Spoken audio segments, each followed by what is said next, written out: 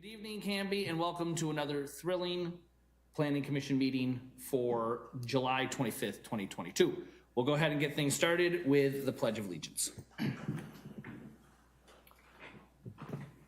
I pledge allegiance to the flag of the United States of America and to the republic for which it stands, one nation, under God, indivisible, with liberty and justice for all.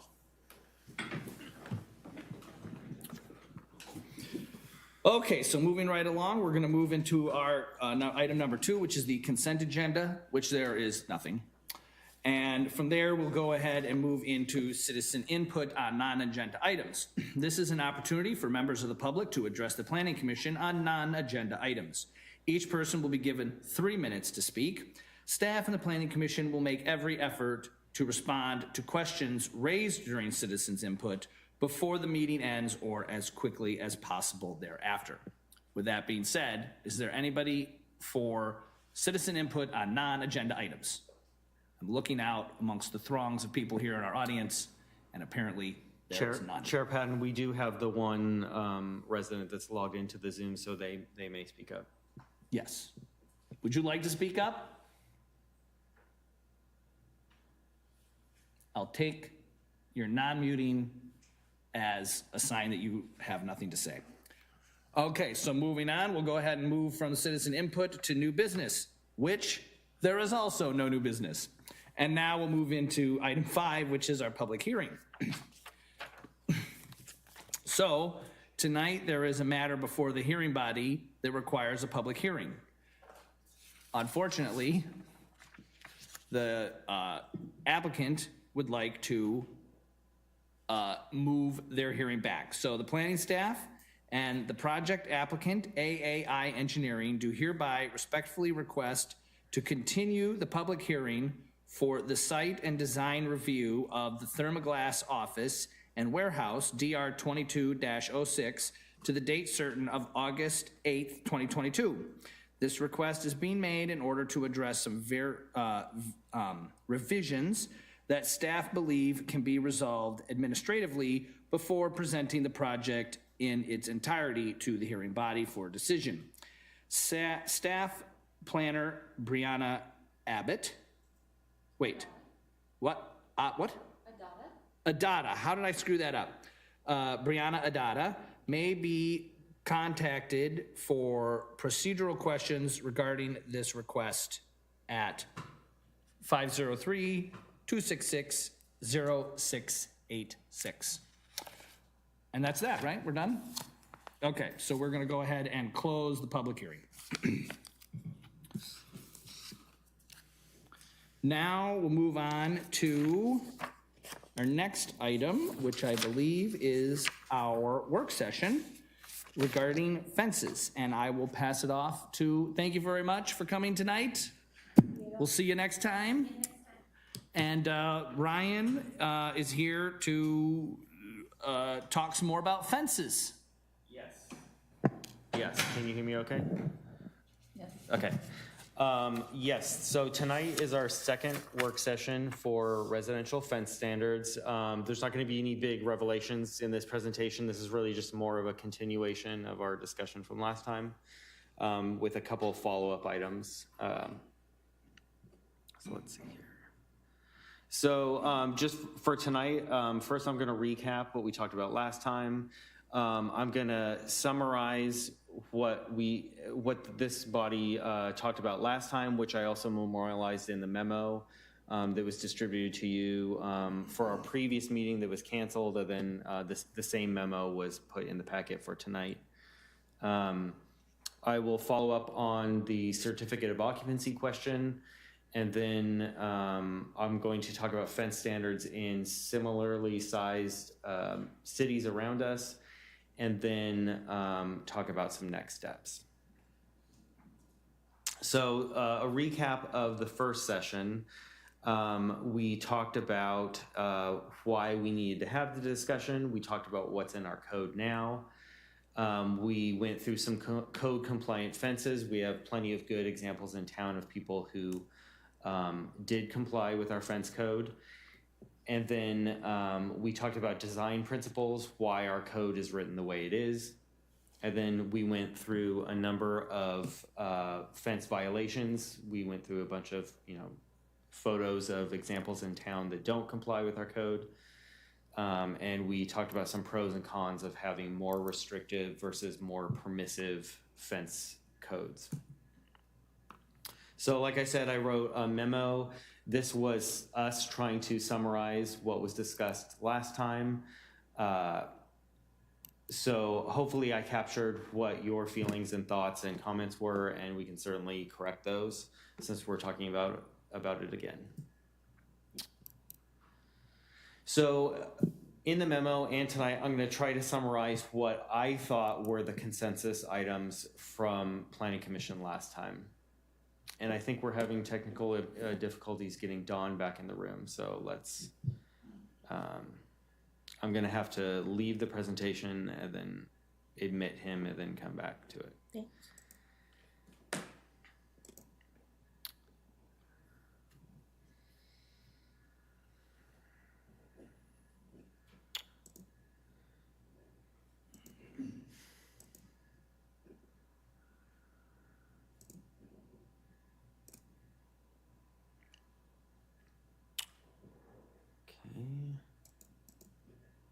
Apologize for that. Just minimize. So I can't remember, with the new setup, are they doing, or is it Zoom, or is it something else? It's going to be Zoom, but the way we're doing everything now is super complicated. No. Yeah, believe it or not. Because so for example, right now I'm trying to present, but I'm also running the Zoom, like trying to let people in and out of the room, and it's really complicated to do both. Okay. So I apologize that we have to go through this every time. No, it's fine. So right now you can see it up there, but you can't see it there, which I'm not sure why. Can you see it down on that screen there, Zoom, Lainey? So I got to tell you, I had a horrible experience this weekend. So everything was going great, right? He's here. So Saturday I went on a bike ride, and I went to Paradise first, and then I went to Latest, and they were or not Latest now. It's Volcano, and they had free pizza, and I'm like, oh, this is nice. Well, because I'm a spaz, I dropped the pizza on the parking lot. And I'm not particularly fussy about those sort of things, so I pick it up real quick, and they're like, oh, we'll totally replace it. I'm like, no, it's fine. 5-second rule. Exactly. So I'm chewing away at this, and all of a sudden, kapow. Apparently, I did not inspect it enough, and there was a piece of rock in it. And so I chipped my tooth, and it probably cracked it. And so I'm like, oh my gosh. I knew this was going to I'm like, what is wrong with me? So, yeah, it was pretty, I'm like, so that's... With the pizza in here. It was just fine. I mean, it wasn't anything to write home about, but I mean, it was like, go figure. These things just happen. I should have known better. Being stoic. My next door neighbor's cows escaped and they ate half my corn. What? Oh no! We had an all night feast. Did you, And now it's not sharing I heard there, puffing outside the bedroom window like so I'm not sure how to fix it. with a cow. Oh my, Anyway, they were super great neighbors. They were very sorry. We'll be right But back. ate out my corn. oh my gosh. That is crazy. Oh, I think we're back. Although it's small, so I'm not sure. Well, I think, Lainey, did you change like the aspect of it or something up there? It's pretty small. It's small. Although we can fix it. Yes, it's volcano harmony. Oh, I didn't know. Not latest anymore. Yeah, and I can't remember, did they close the Vancouver store or? I don't think so. I think they're keeping both. There you go. Okay. Very good. Thank you. Oh, that's much better, yes. Yay. Okay, So we're back. We're back to the show here. So I'm not going to go back to admitting and unadmitting people. It derails the whole thing. So consensus. These are the items that staff thought were consensus amongst this body. So I'm just going to summarize these now.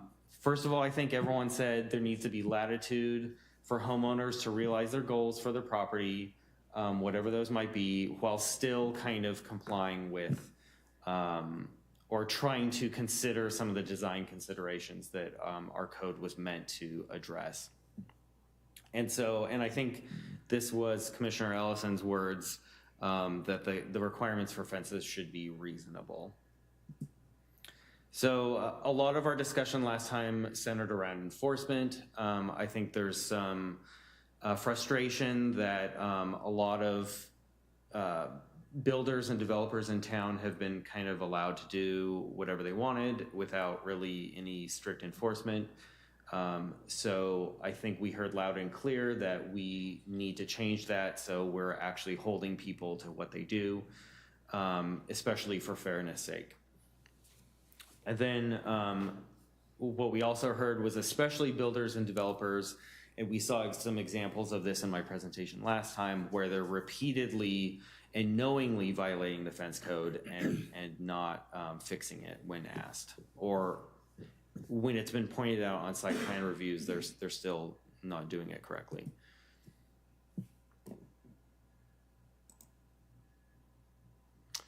And then lastly, the city should explore other methods for managing compliance.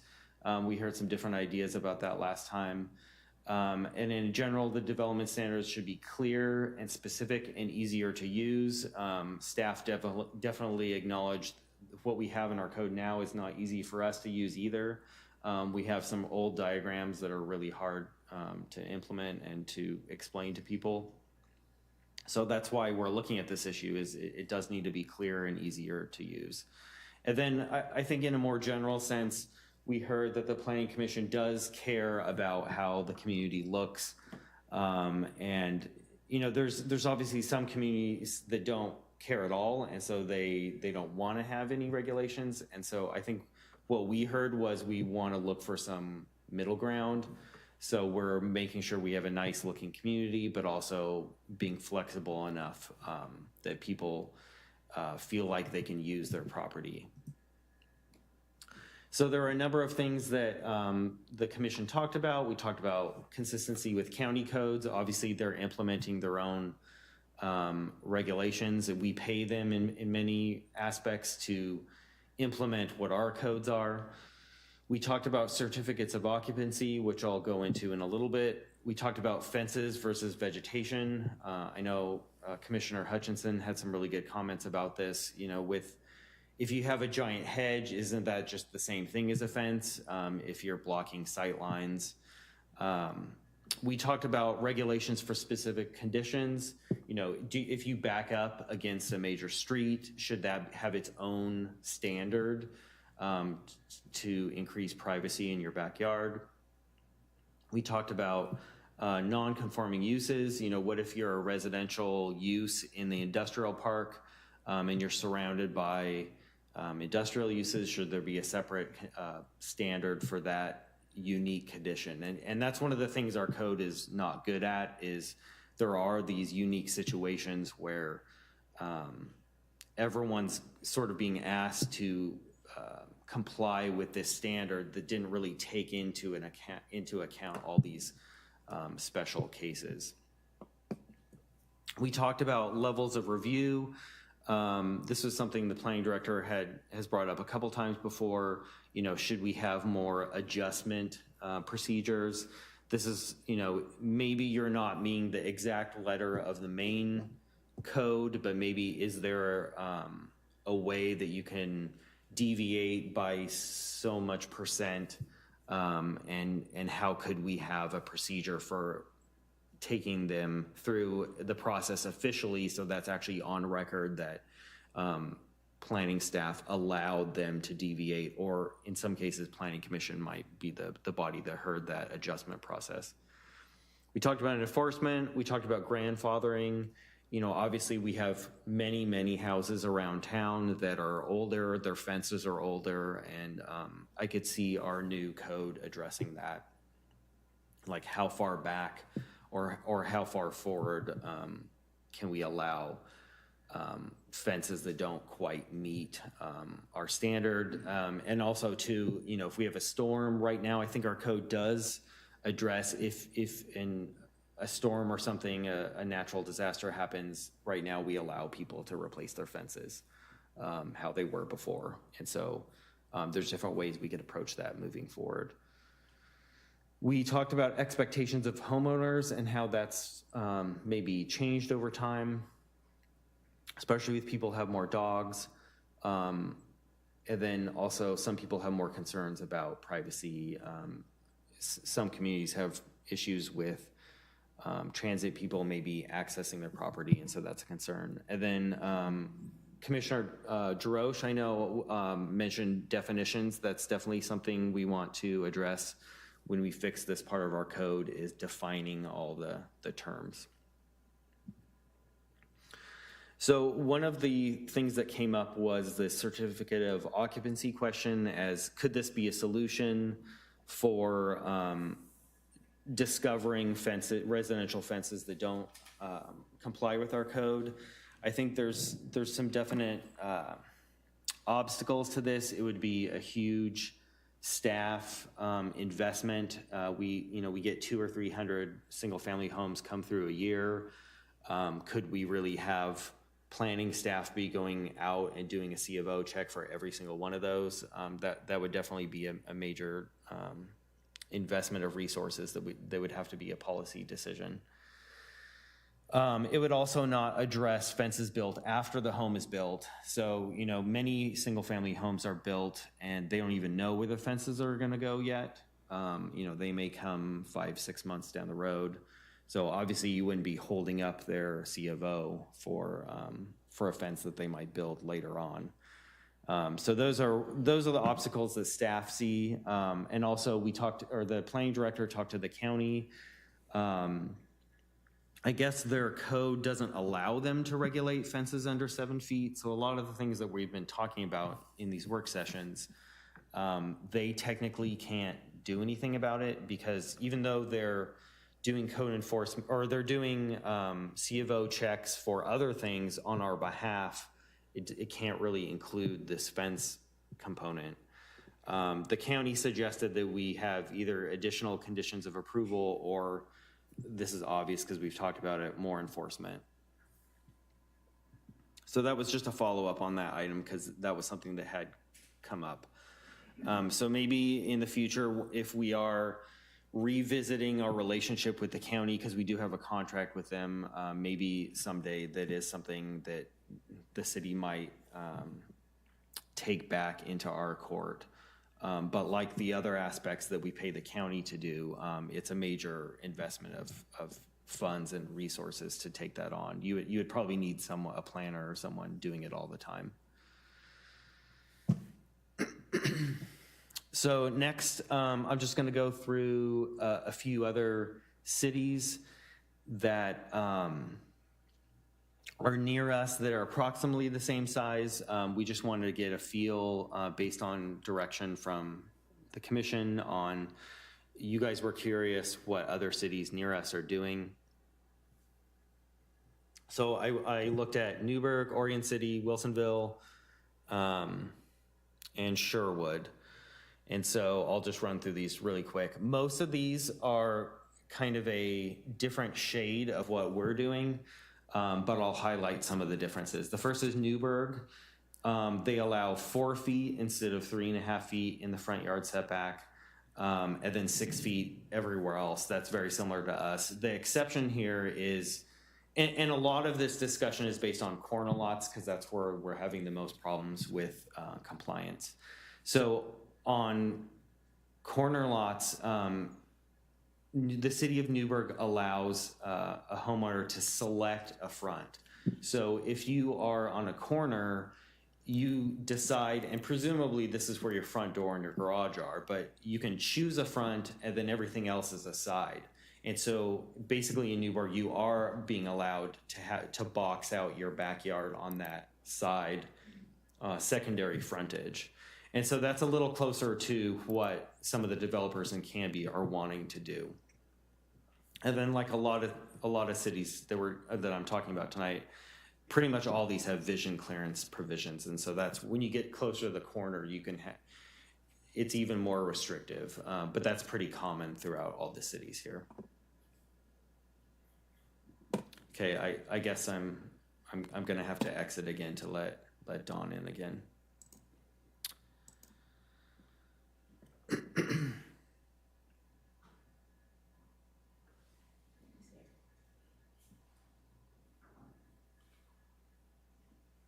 I apologize for that.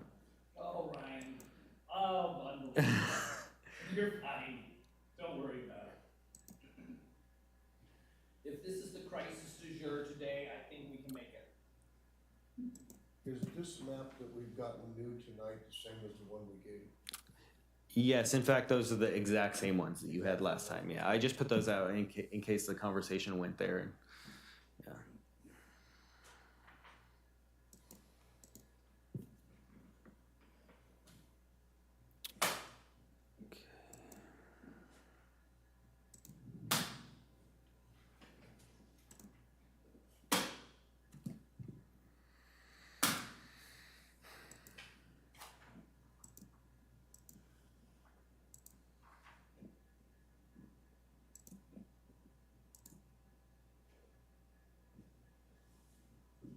Okay.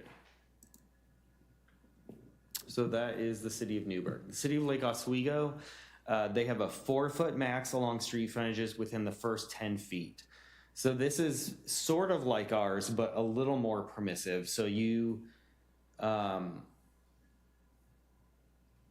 basically, after that point, after the 10 feet, you could have a 6-foot fence.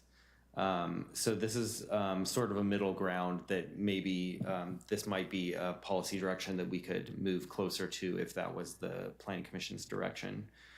The city of Woodburn is a little different. They actually allow fences up to 8 feet according to their code. But they have a max height of 3 feet in the front setbacks on corner lots.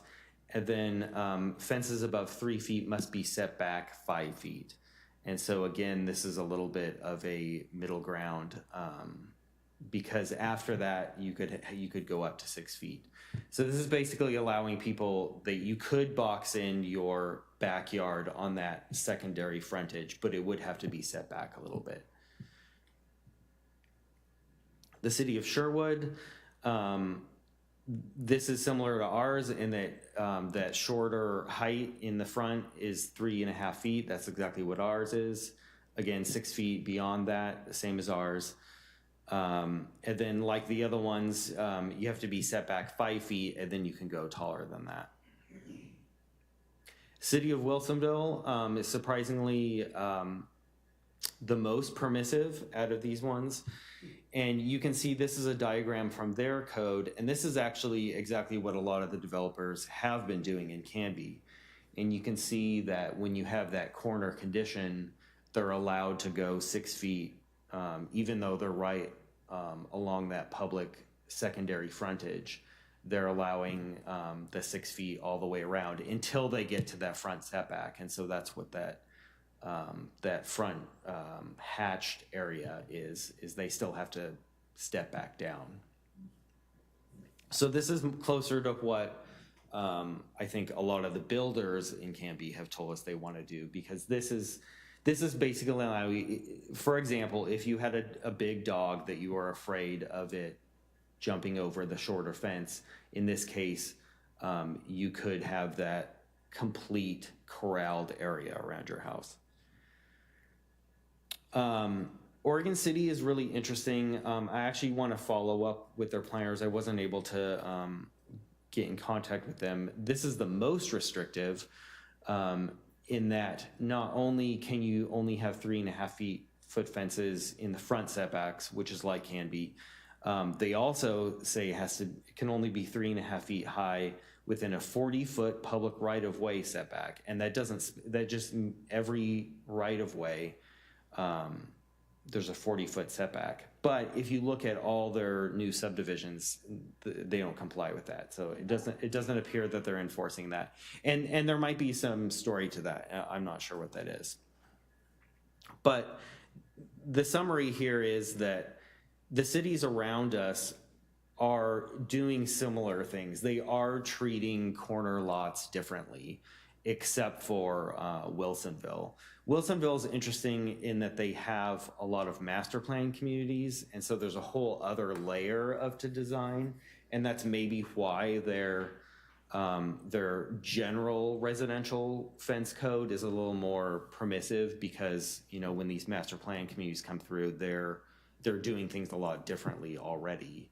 And I'm thinking of Villebois, where there's a lot of urban design considerations, where there are a lot of lower fences and park facing homes and stuff.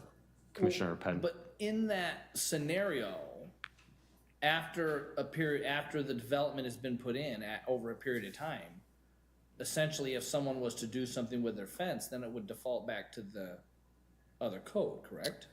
Not if the whole development had conditions of approval. I mean, those would still stand. Okay. I see. Or if they had adopted a master plan that kind of governs the whole Everything in there. master plan going forward. Okay. And in Canby, that's not common here. We have our subdivisions are a little more independent and piecemeal than Villebois or Charbonneau or someplace like that. So that's really all I had tonight. So I think our goal was probably to get some comments or feedback on that, what our other cities are doing. We kind of want to hear if you've thought about what we talked about last time, and if you had additional thoughts from last time. And then lastly, if the planning commission is comfortable with planning staff kind of proceeding with some policy options. I'm kind of thinking for a lot of these different aspects of the fence code that planning staff could bring you options, like here's A, which is the most restrictive, here's B, which is sort of a middle ground, which some of these cities are doing, and then C is maybe the most permissive, where you can have 6-foot fences all over the place. And so we would probably present you with some options, but I guess that's what we're asking you tonight, is if the commission wants us to proceed with that. Okay, so just for the good of the order, I forgot to read this thing before the work session. Do I need to read it now just for the good of the order, or is it a problem? I don't think it could hurt. Okay, we're gonna read this. My bad. So we're in the middle of a work session. The purpose of tonight's work session is to give the Planning Commission the opportunity to continue their discussion of the City of Canby's fence standards. To make the most of the short time we are given for these meetings, public comment will not be taken at work session meetings. This is appropriate under Oregon Public Meeting Law. Instead, we invite public comment at all the Planning Commission regular meetings under either of the two opportunities dedicated on each agenda for public comment. In addition, we invite the public to contact city staff with comments or concerns. Although this is a public meeting, the Planning Commission cannot make any formal decision in a work session. Next step actions are often determined for deliberation and discussion at a properly noticed Planning Commission meeting.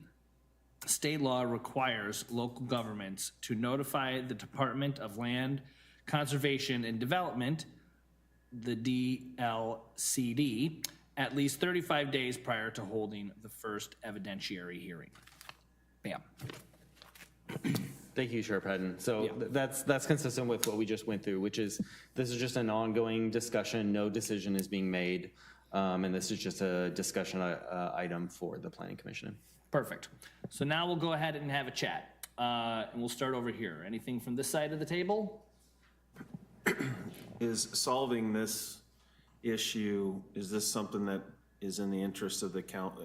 Is council looking at this right now as a big issue for us to present solutions to them? Is it on their agenda at all? You can go ahead. I think some of council is aware of it, but this was a staff initiated conversation. So in an official formal capacity, no, they haven't been discussing this. So I will just say the mayor sent Don and I and planning staff a list of things that they had on their radar. And I am working with Don to sit down and kind of assess that list and see where we're at on that. But to be honest with you, many of the things that they had on the list, we're tackling. This is not one of them, but I think this is one where the planning commission and planning staff can kind of control its own destiny and say, we've identified that this is a part of the code that really needs some cleaning up, and kind of drive the ship on this one.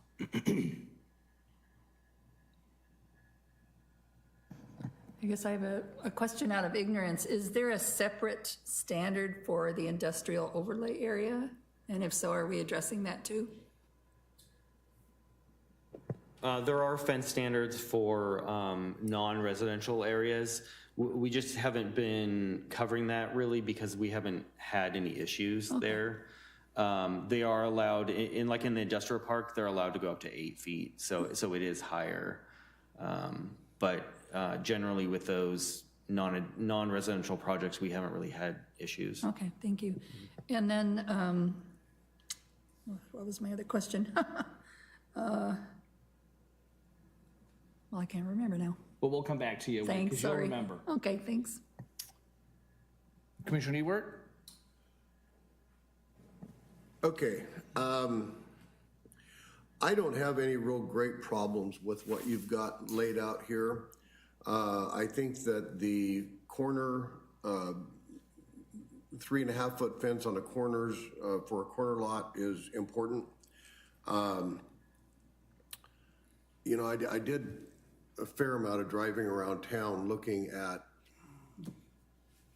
you know, neighborhoods, whether they be old neighborhoods or new neighborhoods. And I think that you see some folks that take great pride in their space, and there's some that not so much.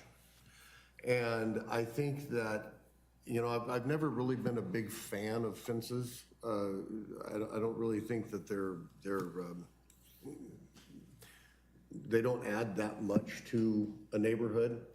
But I think that we have, in the world that we live in today, I think that we live in a great, there's a great disparity between the definition of what looks good and what doesn't look good. And I think that a fence somewhat rewards a resident if they want to put a pride of ownership into their piece. It can be their stamp. And so I kind of changed my feeling on fences a little bit, quite a bit actually. And so I don't, I like what the county suggested, that we make it a condition of approval as far as when a contractor comes in with a subdivision, and if they're going to put in fences, I don't know quite how it works. I've never built a new house, so if I buy a lot, I buy the lot and have the house built, is that something that the contractor builds at the time of the purchase, or do they go in and put in all the fences? How does that usually play out? It varies widely. Sometimes it's the master developer, sometimes it's the individual builders of houses. Sometimes they leave it for the homeowners to do, so it varies widely.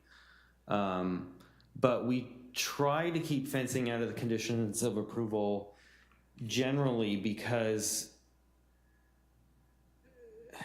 it's such a subjective thing sometimes that we don't necessarily want to be going through with every single project, kind of creating new rules or requirements, you know. So the code is really meant to be like a unifying thing that applies to all residential development. So I think that the county just wasn't quite sure what to say because they can't really enforce it for us. And so, but in many cases we have, in the cases where we've had a bunch of fences that weren't built to code, it was in our code and we put a reminder in the conditions in some cases. And so, So I just trying to remember if we've ever had a builder bring in a subdivision and part of their plan, these are the lots, this is what they're going to look like, and this is where the fences are gonna be. I've never seen it taken to that point. There's just never been a topic discussion. So I guess maybe what I'm thinking in my head is that when we have a subdivision come in, and we could do it at, you know, more than 2 lots or more than 4 lots or whatever, that it would be, if your design includes fences, this is the way that they need to look, type of a thing. I don't know. So that would at least put the contractor on notice that if they're going to put fences in, this is what they're gonna need to look like. And they can tell the people that are gonna buy the houses, this is what it's gonna be. Not necessarily a condition of approval, but it's part of our code that this is the way our fences are going to look in new construction. yeah, in that case, it just becomes a reminder for them to check the code. Yeah. Yeah. So that being said, I like the 30-foot setback that you've got on your map here for the 3.5-foot fence. I really don't have a problem with the setbacks, but I think that if somebody wants to, if they want to box in their property with a 6-foot fence, I don't have a problem with it. So, and I think that 6 foot should be what we should look at. I don't want to see us getting into 8 and 10, because that's, if we're gonna have 6-foot fences, I want 6-foot fences. Now, an industrial, we mentioned, I believe when you abut an industrial, is it 8 or 10? 10? So, yeah, I'm trying to think about how tall the fence is behind my house. So it is that 10? Really? Ours was 10. Is it? Okay. So, Commissioner, you were just clarification, you're saying 6 foot all the way around, you're cool with that? yeah, I'm cool with that. I'm good with that. I like the 3.5 foot, well, not all the way around, in the front. Okay. In the front, I think we need to keep the 3.5. Okay. I think the 6 foot, I don't know how I feel about, we had the discussion about vegetation versus a Constructed what would you call it, fence. masonry or wood type fence. You know, that becomes a upkeep issue for whoever puts that in. I don't know. I've seen so many places in Canby where they've got a laurel hedge or an arborvitae hedge, and one side of it has been let go up to 20 feet, and the other side has been notched down to 8 foot or 6 foot. You know, whatever. It looks ridiculous. I don't know. I guess we have to go back and talk about whether a vegetation is considered a fence. You know, we're gonna battle with that. For me, the vegetation thing is less about the height and more about the sight vision. Because, for instance, at the end of North Birch Street, when you get to the end of North Birch Street, there's a house that has a hedge almost right on the sidewalk. And it is very difficult to see traffic coming down Knightsbridge Road from the river. And so for me, I really think vegetation needs to be treated, this is just my opinion, in the sight vision thing, where it has to have the same or similar setbacks to a fence, but it's not held to the same standard as far as height. Because there's quite a few spots in town where people have planted large trees right at the corner of their lot, up to the edge of their lots, big hedges and stuff, and it makes it hard to see around corners and such. At least that's my opinion. Okay? But as far as height, saying you have to keep your hedge trimmed at 6 feet, no, I think that would be going a step too far. But to say you need to keep your hedge back, Well, I guess we would have to decide, do we consider vegetation a fence versus wood, masonry, whatever? Could you say visual impairment? What's our definition of a fence? well, couldn't it be, this is the rules regarding fences, and then this is the rules regarding vegetation used as a screening mechanism. So they would be two separate things. It would be fences of wood, mason, metal, da-da-da-da-da, or vegetation used as a screen. These are the rules. So that way, if you could essentially say, fences need to be these heights in these areas, vegetation can be whatever height, but it needs to be set back X amount from like on a corner or any of those sort of things. What do people think about that? Just the only caveat would be, well, this tree was here before I even bought the house. Well, yeah, and that's a different story, but it's one of these things where if it's like an arborvitae hedge and it goes to get tore out, then they need to follow, because these arborvitae hedges, they have a shelf life. I don't care, and this is to all of you folks in Canby who have arborvitae hedges. They were not meant to be planted for 50 years. I am a landscaper. I'm a horticulturist. When they start falling apart, you need to cut them down because they are dangerous and they incite disease and they need to go. And so at that point in time, I think it would be like, okay, you're replacing your arborvitae hedge. You can't have it right on the sidewalk. It needs to be back, 15 feet or whatever from the edge of stuff. So that would be my opinion on that. Does that seem unruly? No. I guess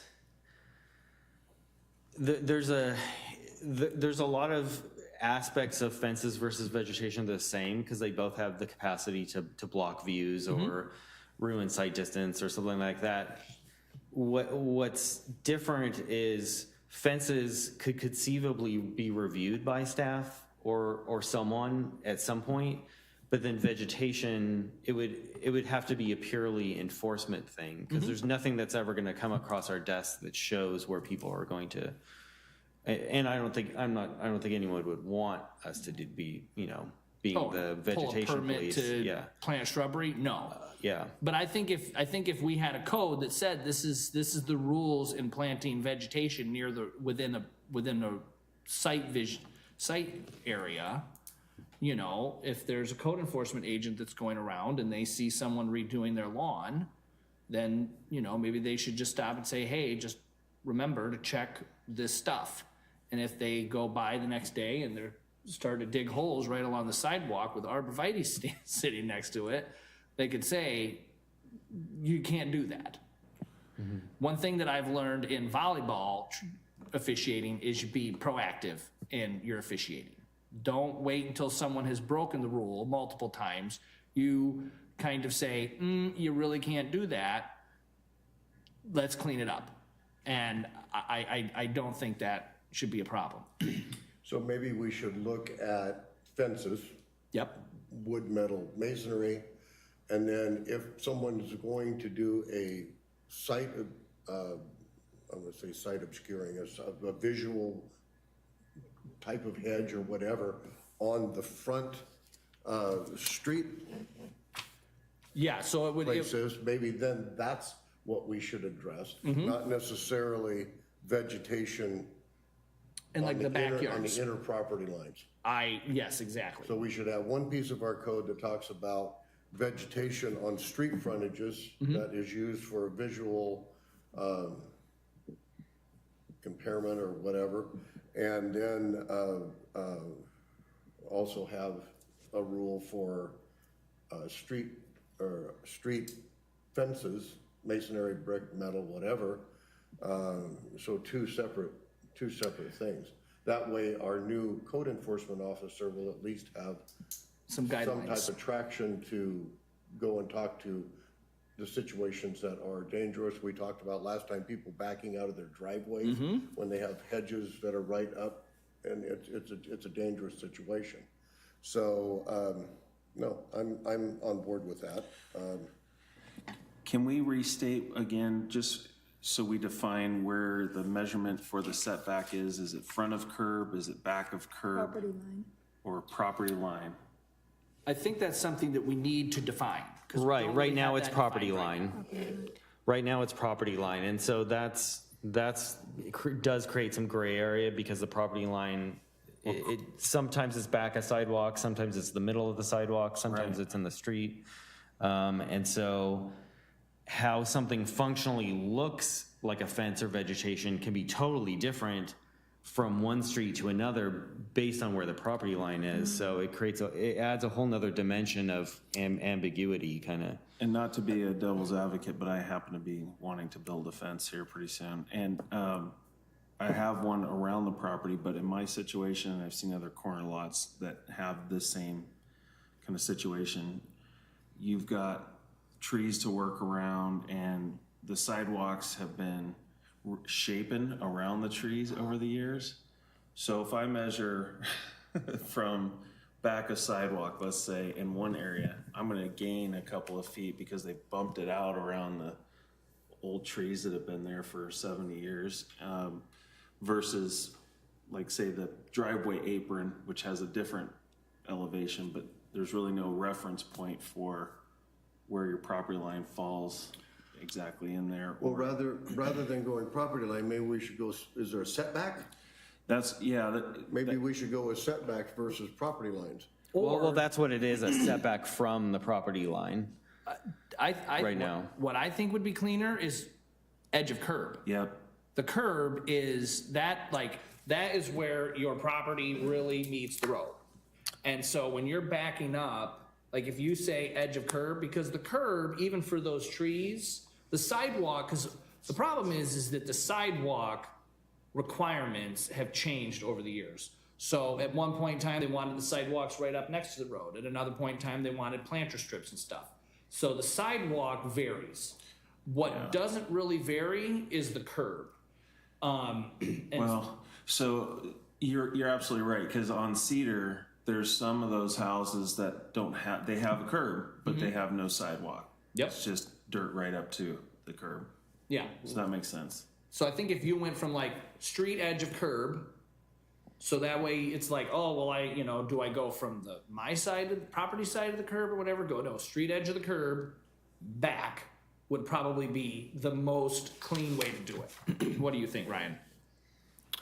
I'm not sure. It's one of those things that's hard to visualize, because some of the streets in town are just the lines and the curbs and all that stuff doesn't jive at all.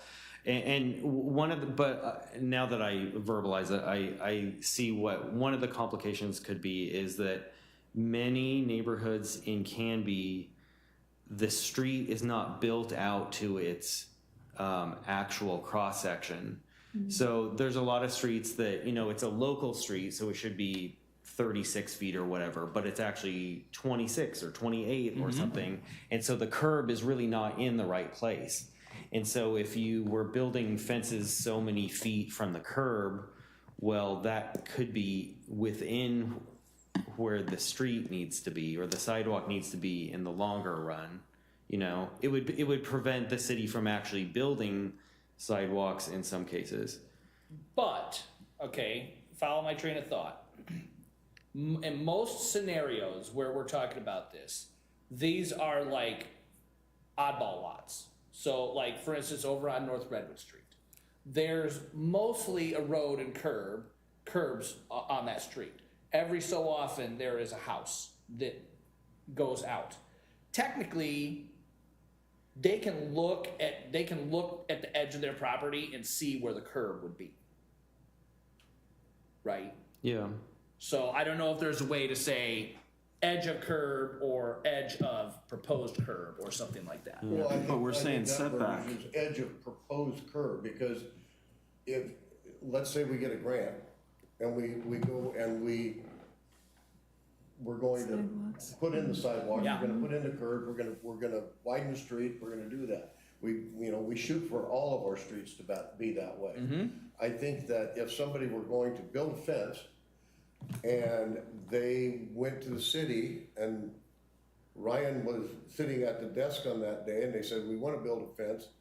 And he said, that's fine, this is your setback from proposed, if you live on an unimproved street, this is the setback from the proposed curb line, if that street were to ever be, I would think that you would be able to determine that fairly closely. Maybe.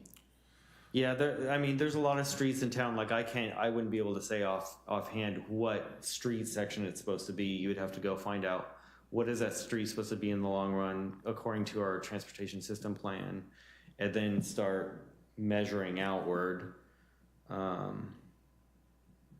But yeah, I mean, I'm not saying that's a bad idea. Well, it's a I'm just place trying to to think. start. I think it's Yeah. a place to Yeah. start. But if you say, correct me if I'm wrong, if you say from back of existing curb, or I'm sorry, from the street edge of the existing curb, you have 10-foot setback. You cannot build your fence in that 10-foot setback.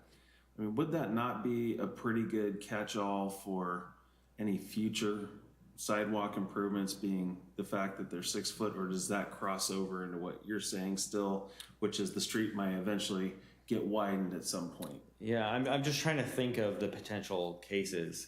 And so the street I'm thinking of is Maple Street, which is North Maple, which goes right by Maple Street Park, which there were pieces of what people considered their yard were developed with street improvements 2 years ago when that street was actually improved, because the street in many cases was narrower than the actual street section. And so if you built a fence 6 feet off where the original curb was, you would probably be in the middle of what is now a sidewalk. Yeah, see, and I would like, knowing that the goal is to clean that all up, I would like to somehow word it so that it is preparing people for that to happen. The eventual street section. Yeah. Correct. I can't think of a city I've lived in where that hasn't happened, where somebody's had trees removed or fences removed because streets were improved. Probably my age, a lot of streets didn't have sidewalks when I was young. Right.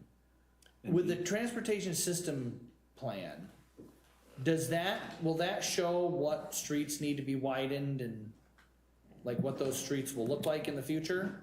Yes, there's street classifications. I mean, most of the streets that are residential are all the same, which is like a local residential street. So, I mean, it wouldn't be difficult, like, because what I'm envisioning, and, you know, I know people aren't going to like the sound of this, but I think we've gotten to the point where we need to start doing permits for fences. Like, if you're going to put in a new fence, you need to come to the city and you need to get a permit. And it's not going to be an expensive sort of thing. It's just to let the city know that you are planning to do this improvement. And then that is when the planning department can say, okay, here's the things that you need to look out for. That's where the city can then be the advocate for the homeowner to say, okay, great, you're putting in a fence, here's the setbacks, here's some of the other requirements, please make sure that you follow this so that, you know, so that you don't end up having to rip it out at some point in time. That's sort of my vision with that. What do people think? Well, are the other observed cities, are they encountering fence permits?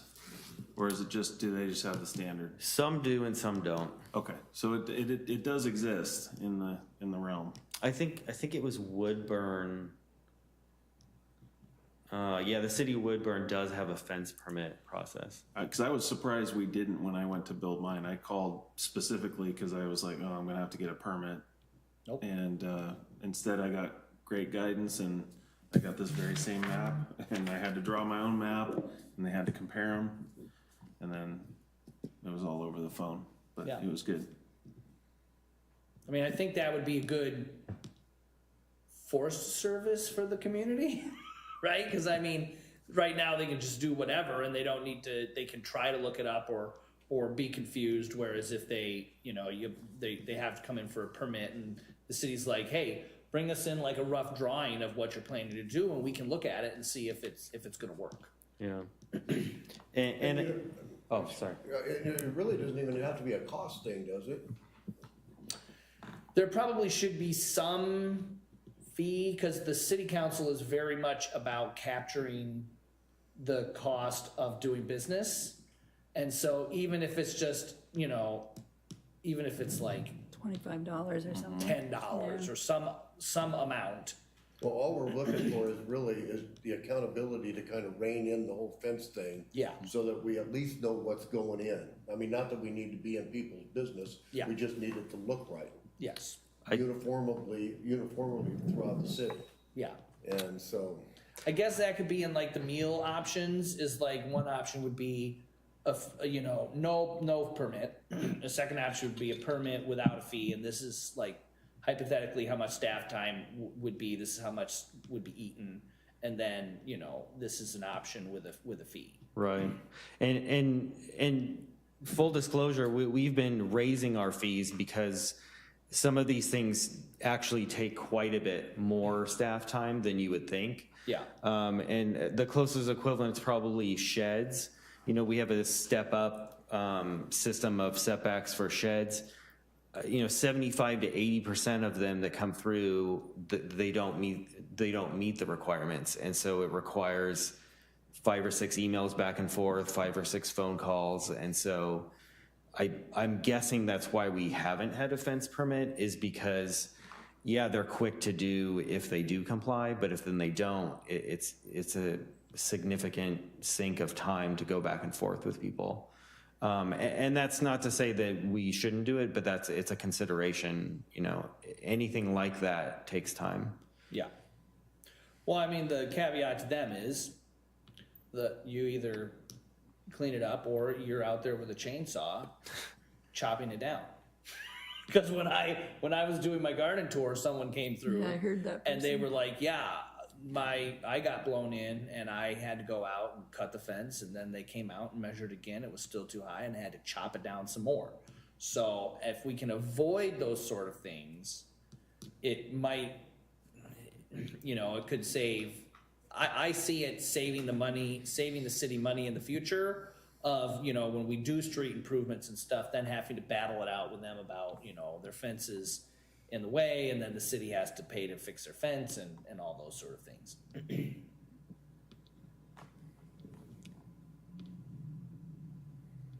I didn't have any sympathy for that person. I was there when she was there, and I thought, Oh, really? if you don't call the city, at least call the city when you're going to build a fence. Shame on you. I guess, yeah. She was irritated.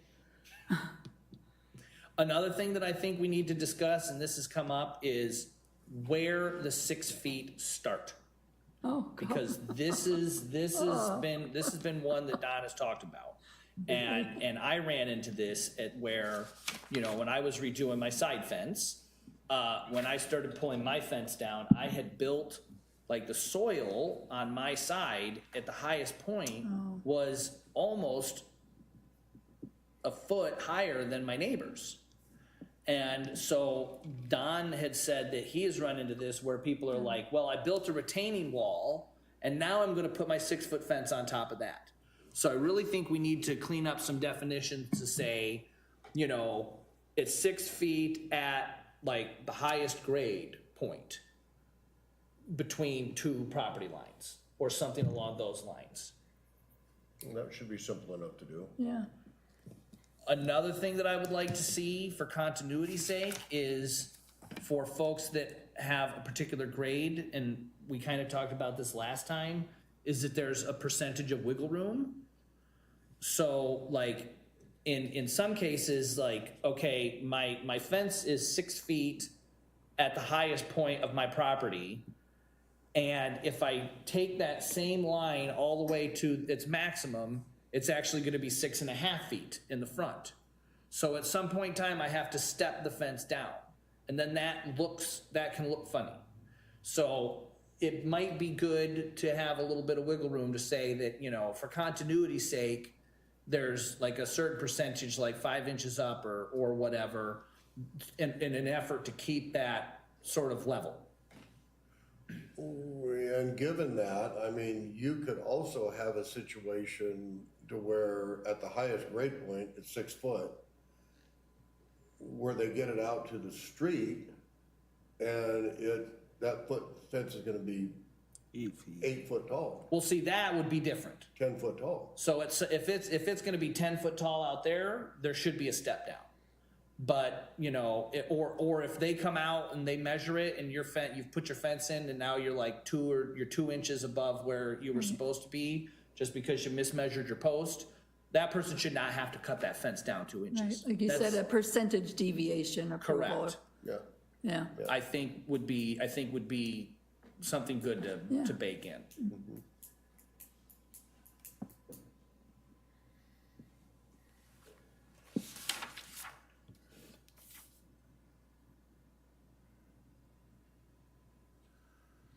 Something else that I've been thinking about as we've been talking about this is when you were talking about folks that are, so in this scenario on the right where they have, they're on a corner lot and, they want to like extend their yard a bit, a part of me wants to say, depending on the layout, maybe they could have a certain percentage of that be a higher fence in order to capitalize on that backyard.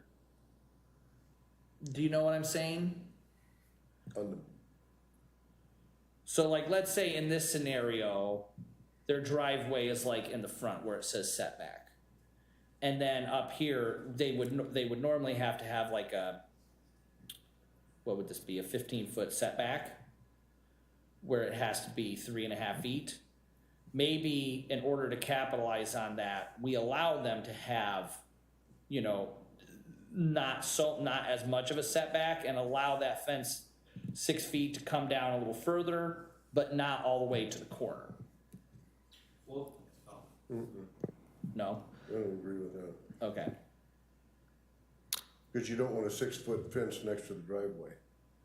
Well, this is saying in this scenario, if you didn't have your driveway here, if the driveway was in the front where it says, where the setback is at the top, where it says 15 feet yard setback, if let's say a lot of the houses like this is for like people over on Territorial, right? Where their property is sort of up against the road and we don't want to make that runway scenario.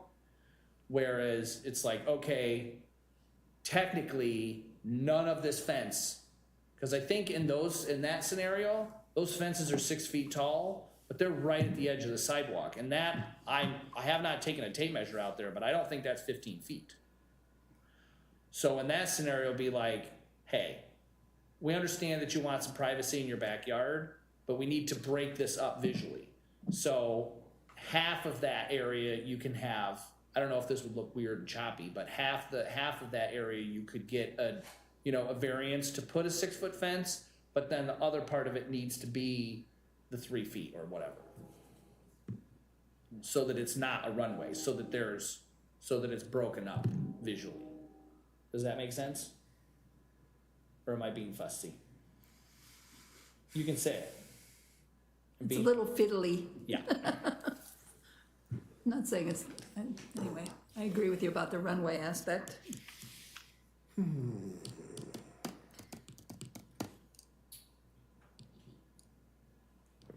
Chair Pat, Go ahead.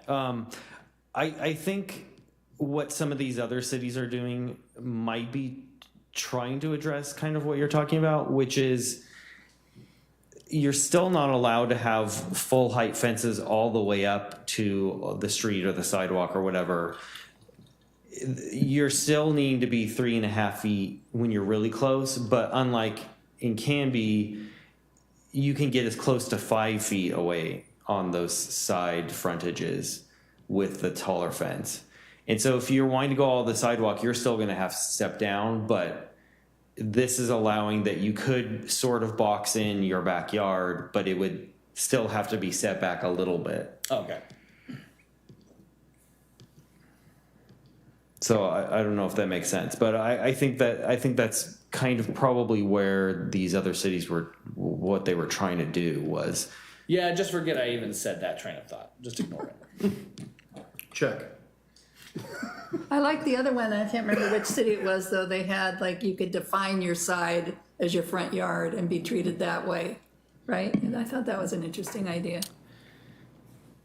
Yes, so that was the city of Newburgh. Alternative front yard or something, yeah. Well, I think that would be sort of the opposite, which is you basically, it would be more like Wilsonville if you fully did that, because that's sort of what Wilsonville is considering, is that secondary frontage is just considered a side. And so it's just like as if it were a side between the two houses. Right. Along, and then, so you do get the 6 foot high fences out there. I noticed theirs calls out 20 feet, where ours calls out 30 feet on our drawing. For the vision clearance. So I thought that was an interesting difference.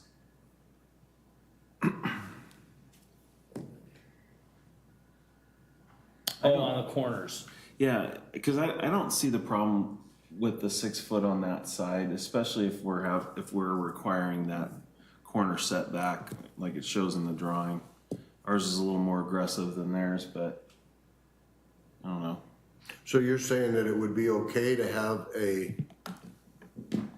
on the street side,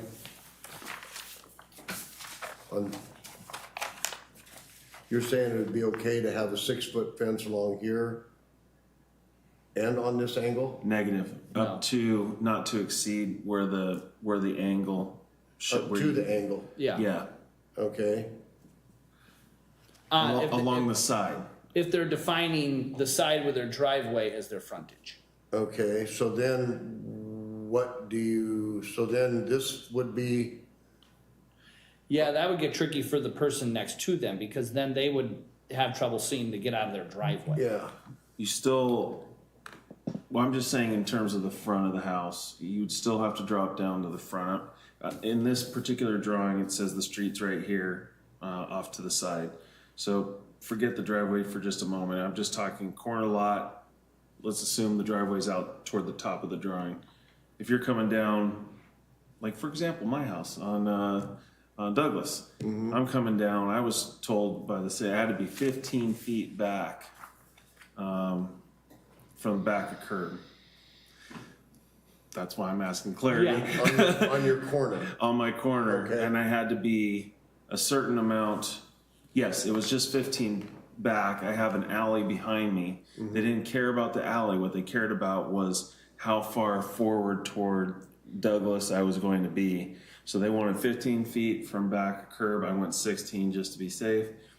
And, but I run 6 foot fence all the way down. What I was going to suggest is, could we not, that ate up a lot of my side yard. So what I was going to suggest is in those situations, we reduce the setback requirement, but still keep our 30-foot visual angle. So it's either got to stop there and turn back into the house, or it's got to drop down to 3.5 around the corner and down the front of the house, should that be what the homeowner wants to do. so instead of 20, Like Wilsonville is saying 20 feet. I'd actually have to really measure that out to get a visual to see, is it too egregious, 30 feet? Or I it's, think once you start getting into, like, once you put it into reality, 30 feet is not, it's not that much. it's not that much. What my concern would be, so like in this scenario here, right?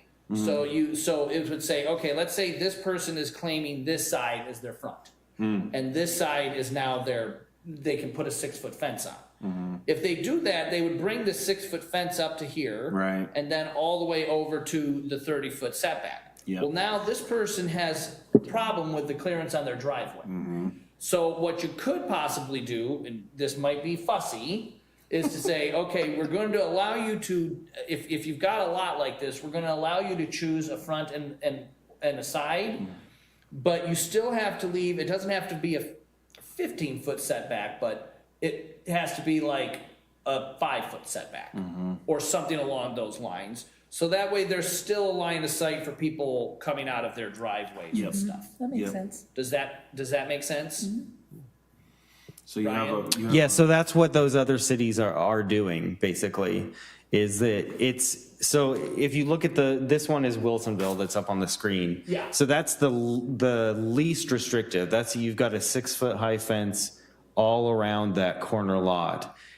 And what some of these other cities are allowing is that only that 6-foot fence along that secondary street just has to be pushed in some, so that that house that's directly to the south, that faces a different direction. So like right here. Yeah, if they're coming out of their driveway, there's not that big L-shaped 6-foot fence right there that's blocking their views down the street. Yeah. What are all the little dotted lines at the property lines on this?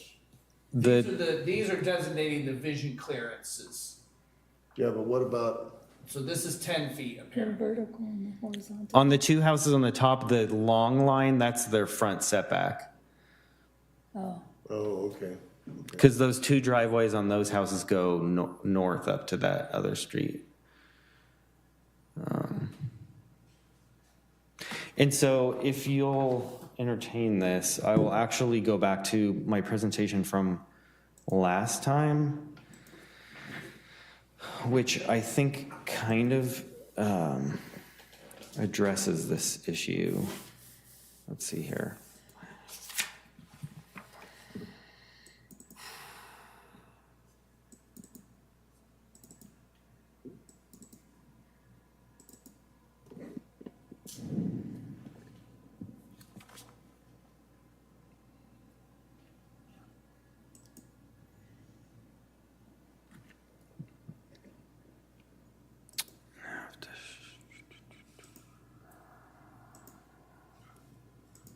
And while we're pausing, I will just let folks know that we have an open seat on the planning commission.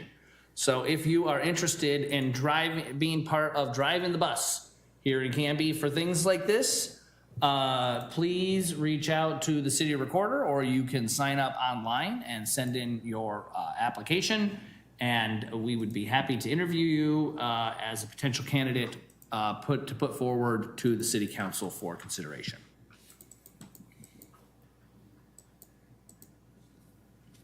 I'll second that.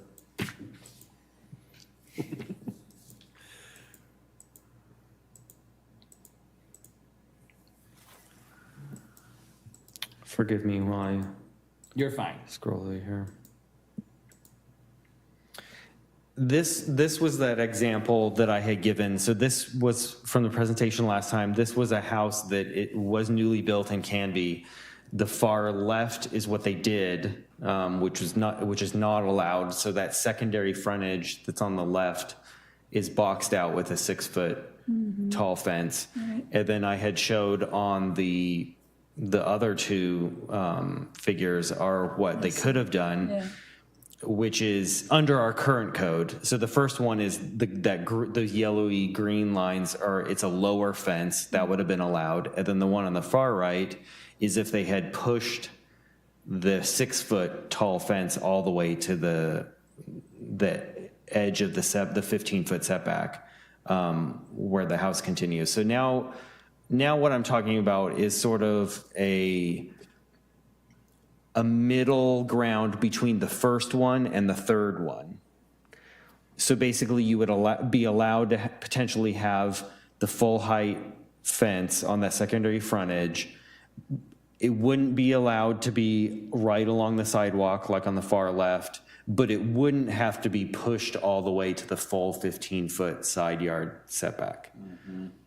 And I'm not saying that's what the solution should be. I'm just saying it seems like we're kind of circling around that as one of the potential options. I think it needs. So what you're saying is the center picture where the yellow line is, that then That would be the lower fence, that was What one this is, option. what this is showing is this is 6-foot fence and this is 4-foot fence. 3.5. 3.5-foot fence is what, if they wanted to have fence right up to here, that is what they would have had to have done. That's what the green is. It's so they could do 6 feet up to here, and this is where the 15-foot setback is. That's what our code says now. Right. Correct. And then from that point on, this would need to be the 3.5-foot fence. Correct. And that's what this green line is signifying. But I don't know about the rest of you, but I think this is okay. The one on the far right. Yeah, because kind of what we were saying was they were allowed, like, let's say this home decided this was this was their front. And Where the this cars parked, is not their, and this is like their Side. their side. right? That depending on how, like if this is 5 feet, because we don't want to, I'd say we want to make it enough where you could still see, but it still gives them some wiggle room over here. Right. And then, as long as they come, 30 or 40 feet or whatever, we decide that is to here, that technically they would be able to do a 6-foot fence all the way to there. But this one has a sidewalk and a planter strip. I'm assuming that's what that is, isn't it? Yeah, this is the planter strip, and then this is the actual sidewalk. Right. And so if you'll envision a house directly below that facing onto that secondary street, in that first image, if your driveway is up on the north part of your Right. lot right there, Yeah. then you have that fortress effect where you have that big 6-foot fence there, and it's harder to see around it. So that's why our current code doesn't allow that. Where the image in the middle with the lower fence is you can see over that when you're driving down the street, walking down the street, or backing in and out of driveways. I can't stand Yeah, that. but on this, I'm sorry, on this one here, if this is their driveway for this house, future house that goes here, if this is their driveway here, they're still gonna have 8 feet. a visual when they're backing out, even if that is a 6-foot fence. Right, because doesn't their driveway have to have a 10-foot clearance anyway? Yeah, Well, they can't. according to this plan here. Right. What were you saying, Judy? When I think of myself backing out of places like that, my car's in the street before I can see down the street, the back end of my car, because it's bigger than 6 feet, right? Or people with trucks, like everybody in Canby has trucks. Yeah. You're gonna be out in the street before you can see if somebody's coming, if you're backing out. And so part of the issue is, in the past, lots just tended to be bigger. And so if you imagine this exact house, in decades previously, that whole house would have been farther to the right, and you could have had the same backyard and more space on the other side of the fence. The problem is, which is a good thing, we're trying to create more housing. Right. But you do get smaller lots, and so that's where the problem comes from, is there's some conflicting. You've got, like, do you want to maximize what you do with your yard, or do you want to maximize good urban design along the street? And so I guess what we're trying to do is find where we want to be on that spectrum. But I don't think the center one with the 3.5 foot or whatever that is accomplishes what people want to do Right. with putting up a fence in the first place. Well, if they wanted to do that, what they would end up having to do is put an additional, like if they really wanted it there, they wanted this fenced in, plus this, they would have to do a marry between that and this. So there would Or- also be a fence here. Or we could have it like, when we were looking at Wilsonville or Newburgh, where if you're gonna do this option, this needs to be at an angle. Yeah. So when that Yeah, person, it could still be 6 feet, when but at that an person's angle. backing out Yeah. of their driveway, when their car is sitting right here, they can see this way. Yeah. So if you choose this to be, it could still be 6 foot, but on that corner, it's gonna need to be at an angle. One of the Ryan, I issues, see the gears turning over there. yeah. Because what those dotted lines were on whatever town we were looking at, wasn't that kind of what they were insinuating with some of that? I don't know if they meant on the back On the and where the 6 foot lights. side, no, they weren't. They were taught, but I see where you're going. Well, you have to give up 6 foot of your yard, or however many square foot that would end up being, but, But part of the problem is you don't know if that person below you where their driveway is going to be. Maybe there won't be any driveway there, and then so how would you know when you're doing your fence whether you had to do that or not? I would say that you would need to do it. If you were next to an undeveloped lot, you would If you're have next to to an undeveloped assume, lot, and you wanna put in that 6 Yeah. foot fence, and you wanna do it all the way across the back and down the side, for the eventuality of whatever that house is gonna look on the lot behind you, you're gonna have to give up that triangle for safety purposes. Now, if that person builds behind them, and their driveway ends up going somewhere else where it doesn't affect, and you wanted to add that corner back into your yard, then so be it. But if you wanna build that fence before that lot gets developed, you're gonna lose that corner. Well, and actually, that kind of plays. Okay, so that kind of plays into it where, because like technically, if this person, so let's say this person develops, right, and then they want their fence, you know, they're gonna have technically, if there was no fence here, and they were building a fence, they would have to come back what, 20 feet, 15 feet. 15 feet. 15, Okay, so if you said to this person, okay, you wanna be able to have this here, you have to do 15 feet back and then over to your corner, that means that this person is not then encouraged to build, like, they would not be, it doesn't allow this person to then build the fence, you know, to, you know, all the way out. well, if his driveway's in a different place, he could. Well, no, because technically this lot would not be able to build a fence, like if their house is here, they would need to leave their fence, they would need to bring their front 6 foot fence Oh, I see what you're saying. 15 feet back, right? Well, So if they did that, then that way it wouldn't look too funky. Because they wouldn't have, they could marry their right, I fence see what you're saying. from this post over to the house. Because that would be their front yard. Exactly. And they so, would- they would come off of that with a 3.5 foot fence. well, no, if they're coming back the full 15 feet, they could do a 6 foot fence. right? And then if they Because that would wanted be to do their a fancy side, little yeah. fence in the front, then they would come out from from this with Yeah. a 3.5 foot fence and then 3.5 foot fence along the Oh, front. because that, See what I'm saying? yes, Yeah. I keep having to keep remind myself we're dealing with front and side. Yeah. And the rules are different for the side. So it would make it more. Uniform. Exactly. And it wouldn't leave someone hanging with a weird, like this person say, oh, well, you know, I don't want to give up that corner. It's like, well, the other option is not having any of this. So what do you want? You want a nice side yard? You got to give up X of your corner. If you don't wanna give up the corner, it's gonna have to be a Three and a half It would be foot. this option. Yeah, Or this option. Because this person here is going to start their fence here right, to the house. I like that. that works.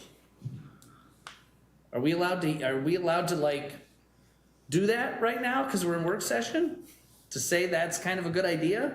Well, we can certainly include it in our menu of options that we're gonna bring to you. I think a lot of this I'm playing devil's advocate. I'm just trying to think Yeah, you of do your other conditions that would change, you know, the idea. I think this idea is very vision clearance centric. It does ignore some of the other design considerations. I think so like this image Yep. is Divots. That's gonna mostly look the same even if you're chamfering some of those corners off. You know, so, Well, in this image that you have, I can't tell, up on the top, the house on the right, you've got the brown fence and then you've got another fence. Is that a drive? See if I'm explaining this right. Is this a driveway right here? No. it's not. No. no, I think all this entire street that you're looking down is all side. I don't think there's any houses that load Yeah, onto all it. of the driveways, there's no driveways off of this street. All There- the driveways, this is open because there's a street that goes into Right, here. And right. there's a street that goes into here. Okay, but let's just say in what we're talking about right now, and correct me if I'm wrong, this fence that goes here, if this house, this is the house. Yeah. If this house, I'll say it fronted here, then this fence would have had to have been angled off because their driveway would have come out here. Yeah, I think that would work. Why wouldn't Because that I mean, work? technically, in this scenario, shouldn't this fence, shouldn't it start like at 3.5 feet right here? Isn't that what you're displaying in this picture? Yes, this is one of the examples where the fences don't comply at all. Yeah. Yeah. So in fact, the side of that house is probably at the minimum setback. And so on this side of that house, you couldn't really have any 6-foot fence. Right, You're just totally exposed. Well, I mean, 3.5 feet, which, right, I mean, then that's how it is. Yeah, but I could see where those people would want to enclose their yard. Well, sure. But I mean, we still have to be, I mean, we can give people the option. Like if you want a bigger side yard, then build your house a little smaller. so is it my imagination, or are the new developments, do they have shorter streets? There's a lot more corners, it seems, or is that just in my head? Well, they're Smaller lots. they're creating smaller lots, correct me if I'm wrong, and the way they're designing it is they're trying to keep driveways off of the collector streets. So like in this case, this is a collector street. So by not having driveways coming into this street, the traffic can flow more freely on this street. Whereas these little side streets are the ones that all the driveways go out I on. guess when I think about neighborhoods like from the 50s and 60s, a block is like 30 houses. Yeah. And now they're like 10 or less, so there's a lot more corners like this Yes. than there ever have been before, And I think it's because of what you were what just saying. Jason's saying. Yeah, for flow But, you know, within if the you, development. in our discussion, when you have this and your border, your side and part of your back are on a collector like this, I can certainly see why somebody would want to have a fence. Yes, I agree. Of that height in this situation. But our code does not allow that now, correct? No. Correct. No. But given that design characteristic specifically, and we're really talking about a large part of the driver of this discussion is the new developments, correct? So if that is the design characteristic, does it not kind of negate the need for the chamfering, if you will, discussion or requirement? In some cases, In many, right? Because how many are going in right now, or how many are slated? I mean, there's quite a few new developments or houses being slated. Well, I think the problem is we need to build the code so that it catches both the old and the new. And so that's the sticky situation, is because in other parts of the city, there isn't this street here. In other parts of the city, it's 5 or 6 houses. You don't have as many side yards in the older areas because your blocks are longer, Yeah. yeah. Well, and this is annoying with new construction, is that people don't want a yard. They don't want to do landscaping. Right. They want a Small. 3,500 square foot home on a 5,000 square foot lot. It's like, if you want a gigantic house with no yard, then, you know, that's what you get. And you have to have 3.5 foot fence in some spots. But I think that if you have a house built in this situation, in this, which I, correct me if I'm wrong, is some of the newer developments, this is kind of the way they're going. If your side yard or backyard abuts this type of a situation where there are no driveways coming out onto this collector, then maybe a 6-foot fence would be okay. I talked to somebody in town the other day that mentioned, my dentist office, that mentioned she was having a new house built in a small development over off of Territorial, I think. And I said, do you have a side yard? And she said, no. In fact, when they were choosing which lot to build, the developer, I give them credit, they were really careful to show them the restrictions about fencing on side yards. So I thought, good, you know, because it is pretty restrictive. And to note too, that the face of that fence on the corner there kind of takes into account that spread that they're talking about here on the corner. Yes, you're right. Because that is safe there. Right, absolutely, yeah. Because I have seen it where they'll come all the way up to the leading edge. I think the one on the right is kind of questionable. Yeah. I mean, just from an eyeballs perspective, I mean, the whole thing, it doesn't work right. But if you were looking at just that 30-foot triangle, one on the left looks a lot closer to compliance than the one on the right does. But then again, if that white line on the street is the stop line, it's, I mean, visually you can see. Yeah, you're looking right at the post, eh? Yeah. Well, and one thing about the vision clearance triangles is when you start implementing it, it's surprising to me that this 30-foot by 30-foot vision clearance triangle often doesn't include anything that you would actually build on. Like if you look here in this photograph, if you could, because what we do is we look at where the curbs would hypothetically meet in the street, and then that's where you start measuring the 30 feet from. It probably wouldn't capture hardly anything on that lot because there is the planter strip and the sidewalk and everything else.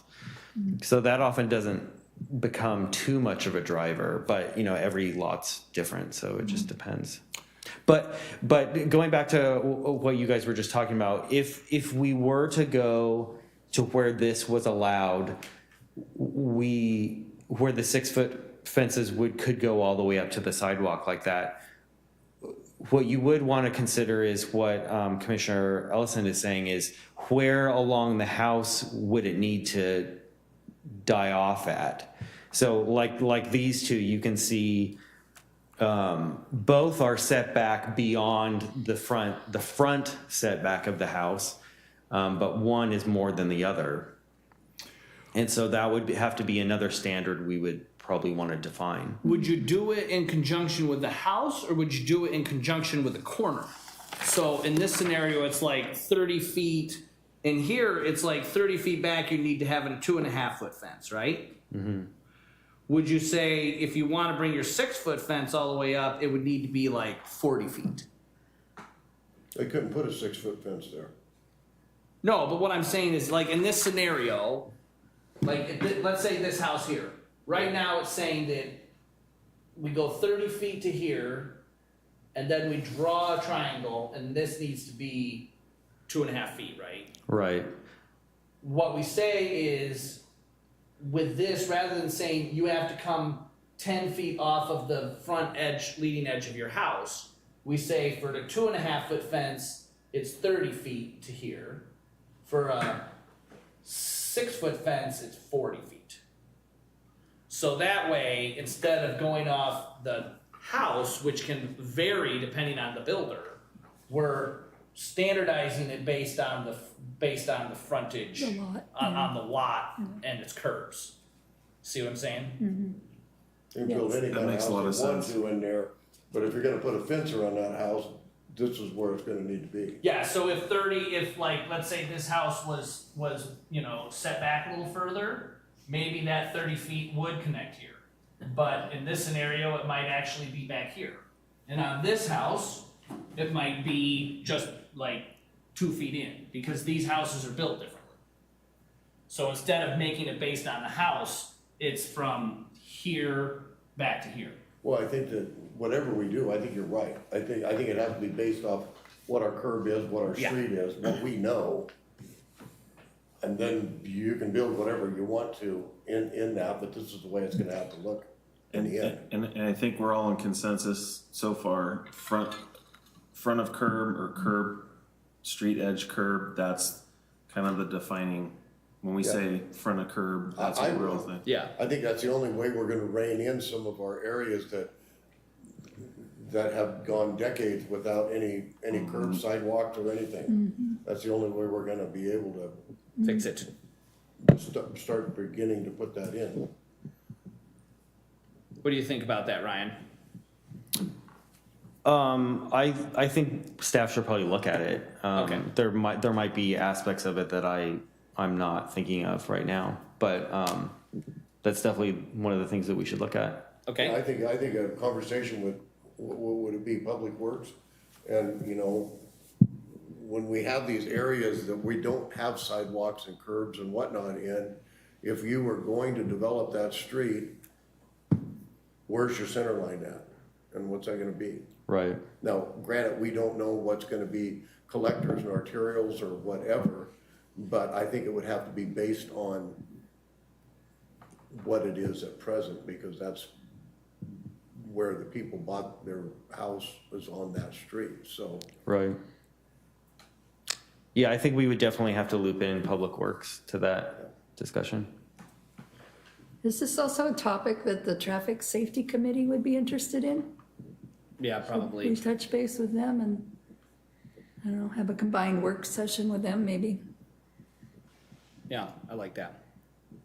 Especially when we're talking about visual things, driveway, visual, whatnot. They may be even talking about some of this, we don't know. Yeah. Yeah, and I actually think I'm not the liaison to that committee, but from what I've heard, they've kind of lead the opposite direction, which is having more visual transparency in the neighborhood, not less. So that'd probably be an interesting conversation. Okay. So I think we've we've talked about like the setbacks and looking at that. Do we have anything more related to that? No. No?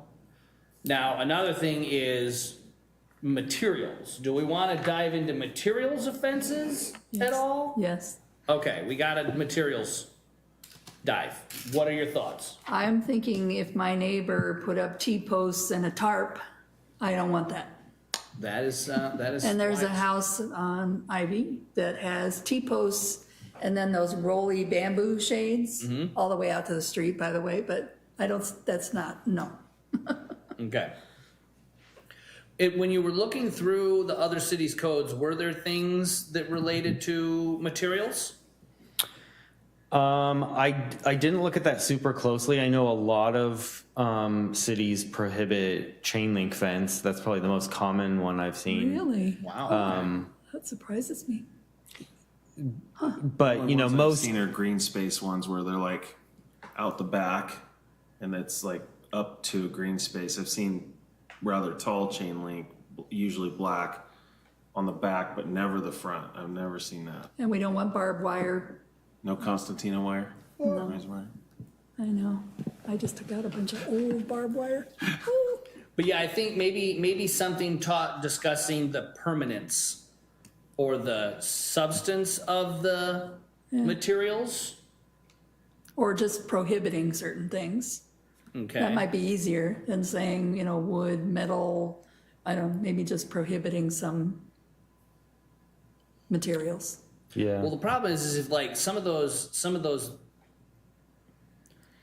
things are made out of bamboo, and there are bamboo fences that can be Right, made they to are pretty. look beautiful. But if you just get a roll of thin bamboo and throw it out, that's a problem. Yeah. Or so, like lattice and different things like that. Cyclone fence with the slats in it. Yes, or like hog fence. Yeah. And different things like that. Like you can do those. and if Sometimes you they look frame really them out, nice. They look Yeah, they do really look nice. Yeah. So I guess that we may want to like have you folks put some thought into, how do we provide guidance on making the fence look aesthetically pleasing without limiting too much the materials. So we're not having to go out and like police people on that. Right. Well, some cities, so all of my experience is California. I know that's a bad word, but, a lot of cities there they have development standards and then they have design guidelines, and they're kind of two different things. The development standards is set in stone. That's numerical, quantitative. You have, your fence has to be set back this many feet, can only be this many feet high. And then there's design guidelines where you're kind of encouraging certain materials and certain urban design components and things like that. I think the city's not quite there yet. I'd like us to see that go that direction, because sometimes, design guidelines can make much better projects.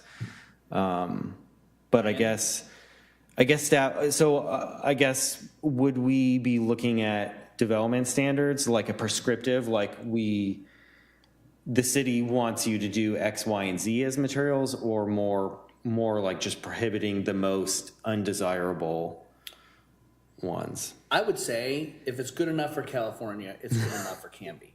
And if we are the pioneering city within Clackamas County that sets up fence design standards or like material standards, I say I would love to tune into any one of those cities' planning commission meetings and hear them say, we've looked at Canby's and Canby's is the model. Well, I mean, yeah. I think I'm playing devil's advocate again. Is that a stretch for you guys to go down that rabbit hole? Like anything, it's, there's different ways to do it. There's different amounts of resources you have to invest in. Do you want to become the design police and dictate how everyone's property looks? I've always got the sense in Canby that people didn't want that. But there's obviously, some middle ground, especially with design guidelines where it's a guideline, it's not a standard. Yeah. Maybe I was using the wrong word. But yeah, I would definitely, if there's certain things that you've seen that you don't like, maybe we can discuss that or at a later workshop, or maybe brainstorm and. I'm with you, the tarp, that's bad. No tarps. Yeah, no tarps. No tarps and. One of my things like neighbors that. has a tarp, but it's an old bar sign that was outside of a bar. Oh, wow. Like Happy St. Patrick's Day or something. Many cities are flexible on the individual lots, and then on like perimeter fences. Like, I don't know if you've ever driven on Territorial behind Northwoods. They have like the brick decorative, it's actually low, it's 3.5 feet. Yep. Like a decorative fence. So, some cities take that approach because that's what you see from the outside.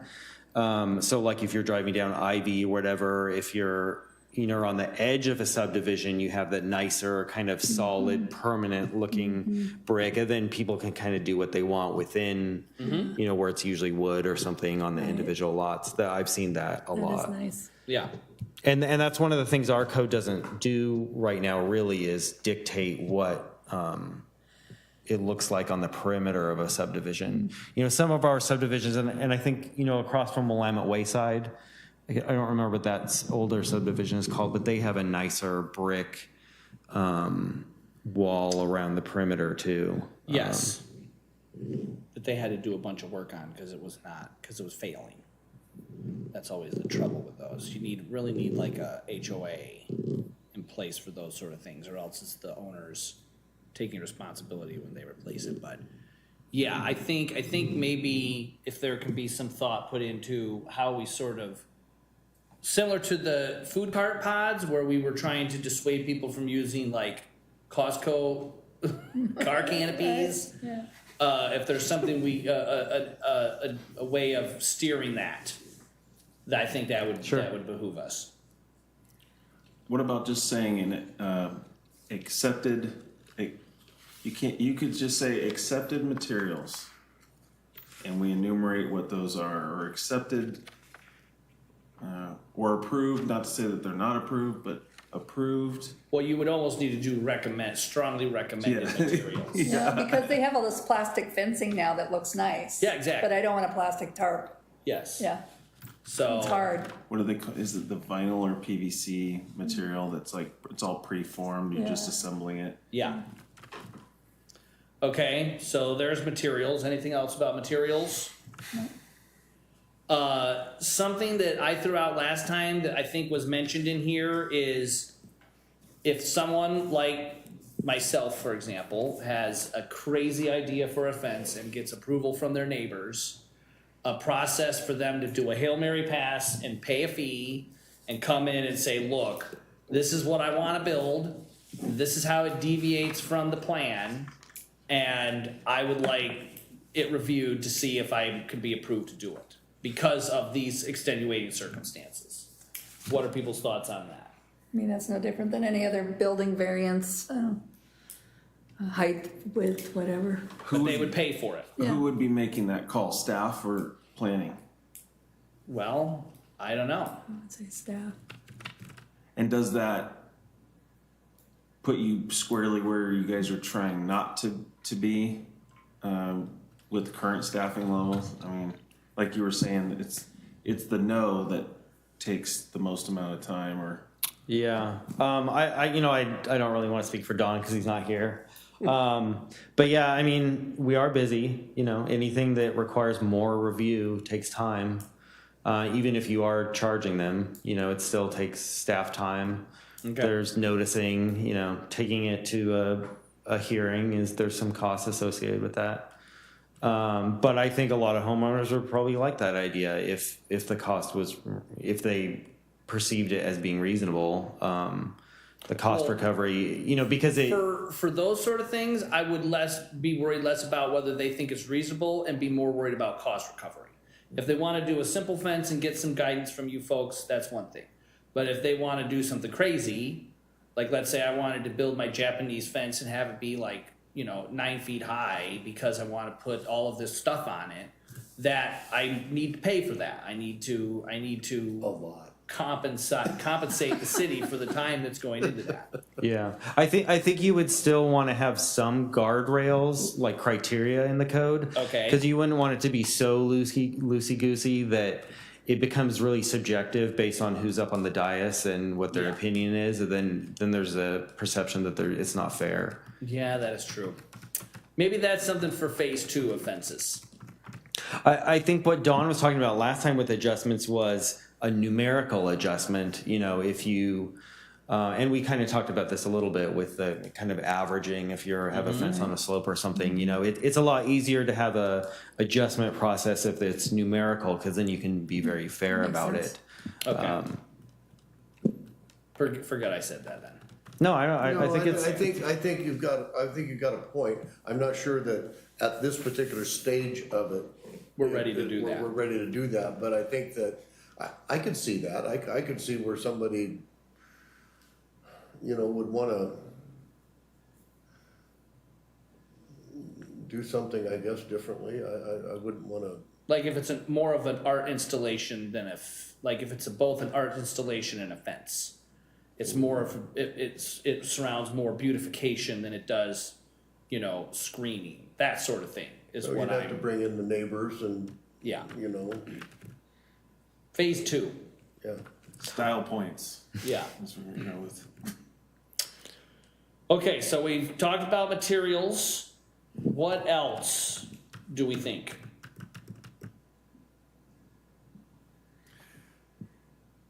Can we put a, in driving around and looking at fences, we look at these fences here and they are, I don't know, I'm assuming they're fairly new. I would assume those fences look like they're probably, 2 to 5 years old, maybe, something like that. But then I also noticed a lot of fences that are getting Worn. and if a fence is say it's got several boards missing out of it. If you're gonna put in a fence, you need to maintain the fence as being a fence. Do we wanna look at that at all? You know, materials that age and they rot, they deteriorate. If you're gonna put in a fence, you need to maintain the fence so that it looks aesthetically pleasing and it functions as a fence. You know, if I had somebody if I lived in a neighborhood like this, somebody put the fence up, but then they didn't maintain it, well, now I've got a crummy thing that I'm looking at in my backyard or my side yard or whatever, but it's not my fence. Yeah. So, No, I see where you're coming from. What do And I where does it propose? end though? Then they don't maintain their house or, you know, there's a lot, to me, that whole HOA world covers that. And if you live in like, I have some friends that live on Ponderosa. Part of Ponderosa has an HOA and part of it doesn't. The houses were all built at the same time. And you can tell Yeah. from one block to the next. So if you want that, then buy in a place with an HOA. That's the way I look at it. Yeah, and I agree. There's a part of me that wants to do that because, you know, there's some cities where there's rules about, you know, Weeds. your grass and your Yes, weeds exactly. and the plant material and stuff. And I would say if we had a more robust enforcement arm, there's something, you know, that we could do about that. If we were to do something like that, I would want to see some sort of program, because sometimes the reason it's like that is because they're on hard times and they don't have the money to do the stuff. So, you know, would there be you know, a grant program to be able to help in those sort of situations? I like that direction. I think that's something that would be good to move towards, but not just for fences, for other things. And that might be part of phase 2. I think in some communities like our house in Arizona, they have a landscape committee. Yeah. And they walk around, it's all volunteers, but this is too big, I think. And boy, let me tell you, you got a weed, you're gonna get a note. But that's okay, if you know, that's what you want. Yeah, and I would not want to be too restricted, because I mean, some people could drive by my house and say, that looks like a weedy mess, because there's just all sorts of crazy stuff in the yard. Whereas other people think it's beautiful, and I would not want someone to tell me that I have to rip out my landscape because it looks like a shaggy mess. So I'm torn well, on on the that. same thought, also in bouncing back to somebody that wants to do something artfully or architecturally with their fence and whatnot, they sell that house, and the people that buy it, Yeah, we didn't buy it for the fence, that's for sure, you know, and so Yeah. you kind of go down that rabbit hole too, so. Anyway, I think we need to just stick with the basics for now, I guess. yeah, I like where you're going with that, but I think that needs to be phase 2. Okay, anything else? So, question. Yeah. In our, we talked about deciding what's the front of your house and the side of your house and so on and so forth. Do we do that now? That people have to decide what that is? Well, I mean, for addressing, it's where your front door and your garage are generally. Your front setback, you know, it's usually pretty obvious because it's where the front door and the garage is in most cases. The only situation that we encounter relatively often is flag lots. That's been an ongoing decision or conversation on what's the front, you know, when you're buried behind a bunch of other lots. Our code probably needs to fix that language as well. Ooh, I think is that a low-hanging fruit thing? Maybe. Can we put that on the low-hanging fruit list? Uh-oh. I'm telling you, I am really proud of the work that we have done as a planning commission to drive changes and clean this up. And if we can continue to do, full court press this right to city council, I wanna, if once a month, there is something coming from once every quarter, there's something coming from the planning commission that's code related, I would be elated for the city council to be able to deal with that. So that they see it's coming.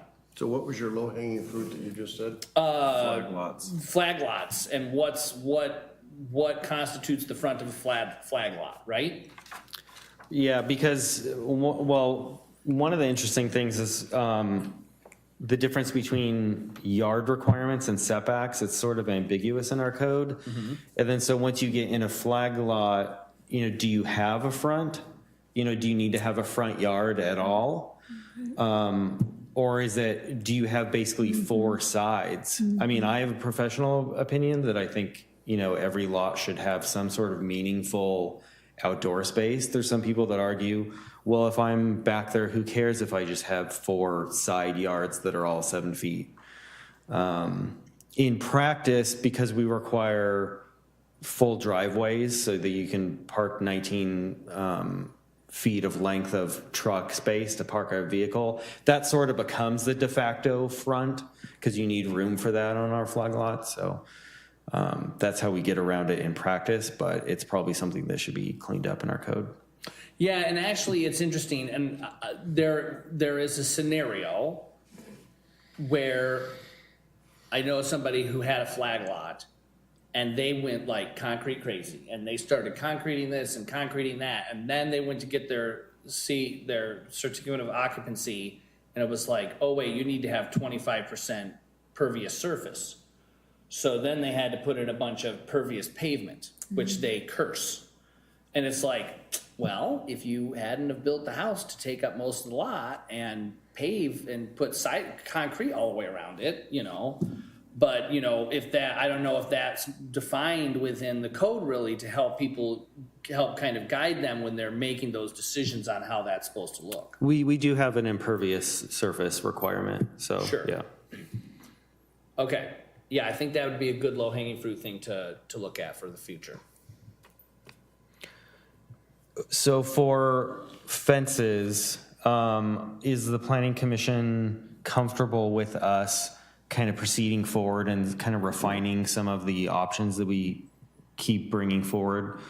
Because I think we're illuminating lots of the nuances that, we didn't even appreciate before, but now that it's been discussed, I think it'll be a lot easier to create a couple options to bring forward. And I think I'm imagining even the next workshop, we won't be, or work session, we won't be making any policy decisions. It'll still be just kind of refining what we've talked about. Yeah, I think kind of what I've envisioned, and I'd like to hear what you folks have to think, is like you kind of go back, start to hammer out some different options, and maybe it's not this is all option A, all option B, all option C, but say chunk it up and be like, this is option A, B, and C for setbacks, and this is option A, B, and C for materials, and so on and so forth. And then we review that as a group, kind of see how we feel about that, and then at that point in time, bring in the city council and the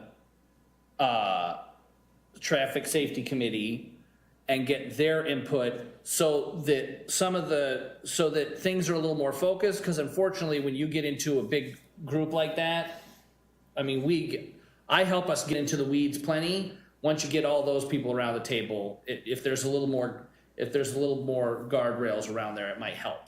And then, realistically, I think if we have maybe 1, 2 group work sessions with that group, it could be fleshed out so that maybe, do you think by the end of the year, we could have a fence thing over the dais for the city council? I think it's possible. Okay, what do you think? Sounds good. Yeah. I like the way you come back with the kind of, well, these are under the too hard category and these are doable. That really helps when you guys go back and talk about it. You can say, oh, yeah. Yeah, and I like the idea that Chair Patton said about, I think you said chunking it up, for lack of a better term, just because, there are a lot of nuances to it, and there's no reason to force you into a package deal of this particular setback and this particular set of materials. And yeah, so I think we can kind of go through it aspect by aspect like Okay. that. Good, sounds good. Oh my gosh, I am so excited about this. This is something, so I know that this has been a pet thing of yours that you've wanted. Did you think that we would be to this point, or did you think we would ever get to this point, or? I don't think I had any set expectations. I just appreciate that we're talking about it, and I appreciate that you all are bringing a lot of really thoughtful comments to it, because it does take looking at the photos, looking at the diagrams, and I'm like, oh yeah, I never really thought about it. If there's a driveway there and there's a fence here, and it's a lot different once you start looking at examples. So I think staff, we all appreciate that you guys are looking at it seriously. Okay. And I want to just say, I appreciate you going to these other municipalities and looking at what that they're was doing and interesting. whatnot. That helps considerably, so.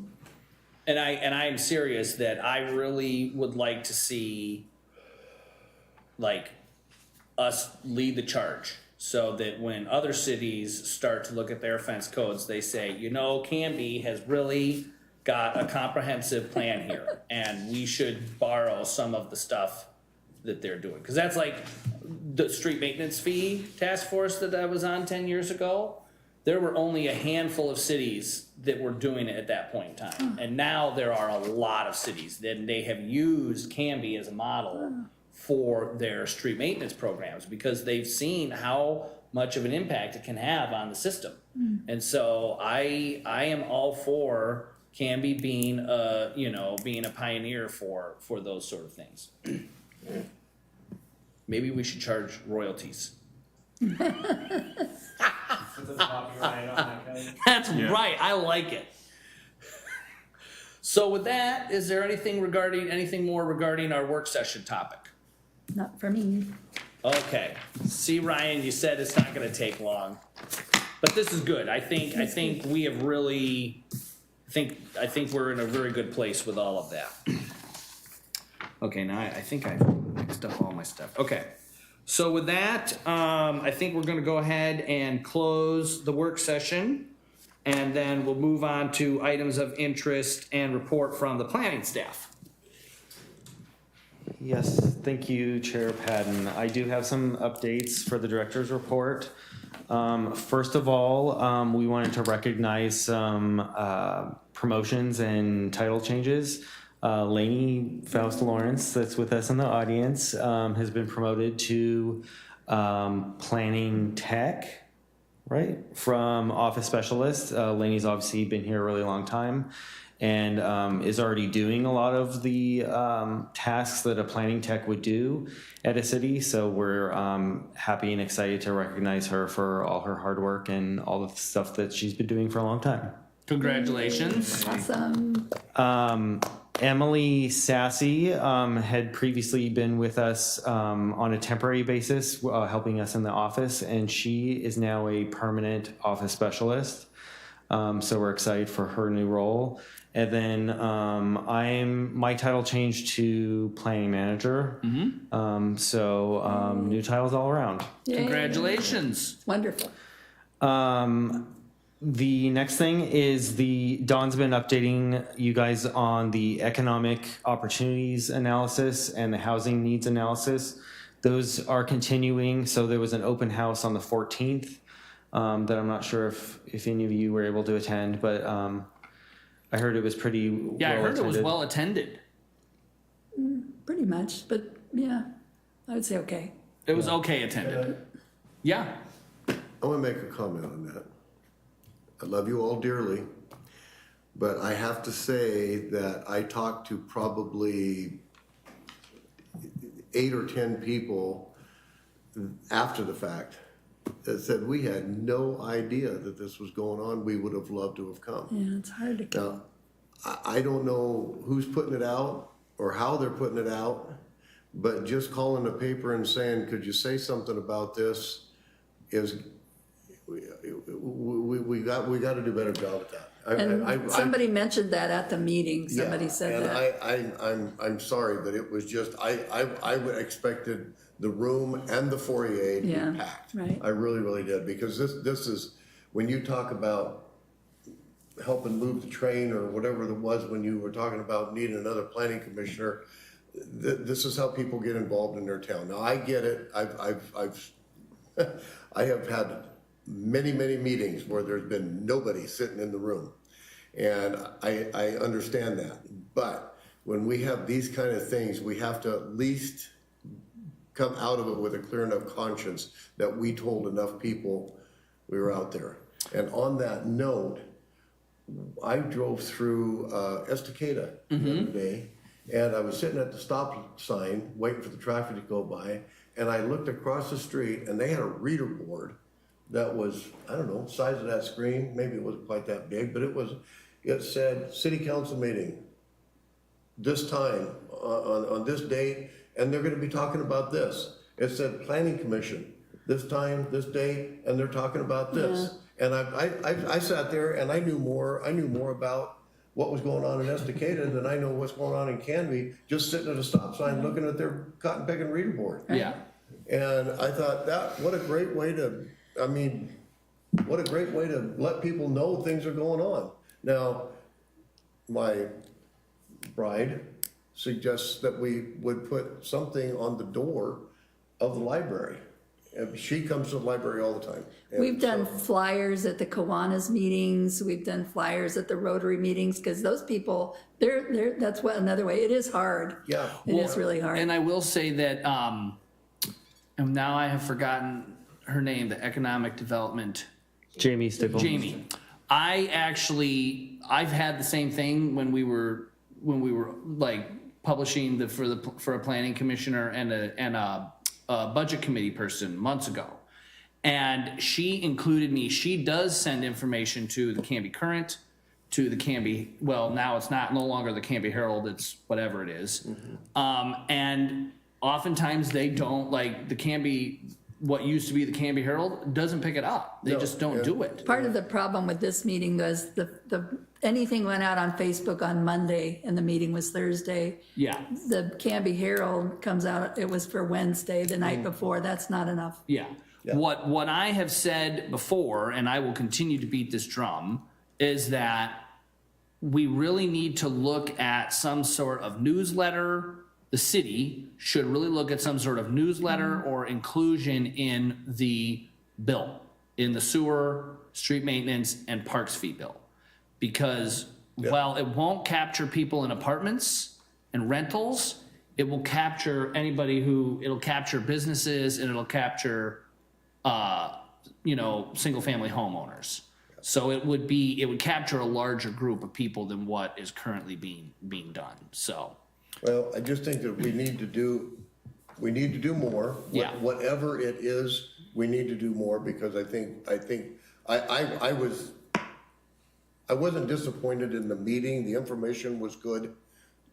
But I truly, truly wish that it would have gotten out to more of the citizenry. When I sat here, I really expected, I was surprised that it was just in this room. I figured you guys were gonna have a knockout crowd and have the foyer full and spilling into the library. Yeah. And when it was and there was empty chairs in here, I thought, man, something didn't work. And so we need to just figure out what that something is. Yeah, that's totally fair. Those are good comments, and I'll definitely forward that on to everyone at the office. Jamie and, is it Michael? Tyler. Tyler. I'm horrible with that. And some of the things you spoke of, I know are sort of in the works, but it's definitely a message that should be forwarded, and it's a good reminder. Okay. We I'll have tell an you- arch we could put a banner on now. Yes. And maybe they want to look at, if there's some money. I mean, you've got the little, we could look at, what is it, the NASDAQ ticker around the front awning or something like that. We could look at something like that. And here's the problem with it. Not only do we not get people involved, but what I heard from a number of people was, well, what are they doing that they don't want us to know about? And it was kind of this this thing like, oh, you guys are, what are you talking, you must not want anybody to know about it, because what are you trying to put through that you're not wanting people to know about? Well- And I just, I'm Yeah. telling you, that's the feeling that people are getting, and we just need to be able to say no. Yeah. We need to be able to say no. We did everything we could to get you involved, and I know it's a historic problem. Yeah. It is, but we just need to do a better job. Okay. All I'm saying. Very good. I'm done. So that will keep going into early 2023 when both those efforts will wrap up. And they're going to feed into the comp plan, which is my next item, the comprehensive plan and transportation system plan. Those will be kicking off later this year. So right now the RFP is being finalized. It's the tentative schedule is to circulate in August.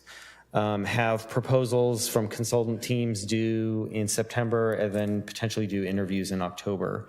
And so that's obviously an effort that'll go over several years. It's a really long process, and we're anticipating that it's going to have a UGB urban growth boundary component to it too, which adds a whole layer of complexity. But we are very excited about kicking that off. We have a very old comp plan that just basically sits on the shelf, and we don't want to do that anymore.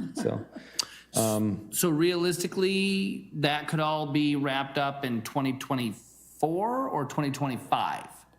Dawn would have to chime in there. I think probably 2025, because it's going to be a couple fiscal years. So maybe 2026, we really overhaul things? I'd have to have Dawn respond to that one. Okay. Don, if Don listens to this, I'll email him. Okay. Don't do that to Ryan. So that's coming. And then Dawn also wanted me to give a plug for the parklet ordinance. That's continuing at City Council's direction, similar to process to the food carts. I believe there's going to be some work sessions, and there'll be some code updates to allow the parklets, which is the outdoor dining in the public rights of way. And so I think that's anticipated to be joint. So that would be something that council and planning commission would be involved in before we update our code. Okay. Okay. Anything else on Nope, that? that's it. So as far as now we have this person that's moved to August 8th, what is the fall looking like? It seems like all of this, we're told, be prepared for the dam to break, for the levee to break, and then we come and we talk for 2.5 hours about fences. Not that that's a bad thing. Yes. But I'm really worried that all of a sudden it's gonna be like, holy crap, we need to get these through because these people want them done. Yeah, I think that's probably a reasonable worry. I think it does look like they are going to get really backed up in a concentrated period. A lot of that is just outside of our control, because it's when a lot of these that are coming are really big applications, and they linger a long time because the applications we can't deem them complete until everything's in. Mm-hmm. And then once they're all in, we have to deem it complete because we're on a state mandated deadline. Yep. And then once they're deemed complete, we have 120 days to get it through everything with room for appeal. And sometimes they stack up. And so I think the two big ones, the industrial projects in the Pioneer Industrial Park, those will probably be late August, early September. Okay. With some other smaller to medium projects mixed in. Okay, yep. Question, and now is a good example. So we had an applicant that came to us that we were supposed to hear it tonight. Now, they have asked to be moved back. I know that, as like was just stated, that we have other people in the pipeline that want to be heard. When somebody asks to be, what do you call it? A delay? Continued. A continuation. Do they go to the next meeting, or do they go to the back of the line? It generally goes to the next meeting, because we've already opened up the hearing and continued to a date certain. So I guess my question is, when these people do this, it seems to me like somebody should say to them, you know what, if you decide to do this, we've got other people that have projects that are waiting. You're gonna end up going to the next available date, and you probably need to give a variance on that 120-day rule if that's already started, and go that. If not, you need to keep the date and Yeah. move forward, because I could see our pipeline stacking up and getting just miserable. And I don't know about the rest of the commissioners, but I personally don't want to be hearing, 2 and 3 large projects in one night or, consecutive where we're having to do it. And then if we have a continuance with any one of these large projects, what I'm probably sure we will, then it becomes even worse. No, you're totally right. So I would say that if somebody comes to you and said, we want a continuance, you say, you can certainly have that, but you're giving up your slot, you're giving up your lane to the next date to be determined. Yeah, we would have to formally ask them to ask for a variance from the 120 days, because otherwise we'd be held to it. And if they decided they didn't want to do that, then we say, well, your date is the 25th and we expect to see you there. Right.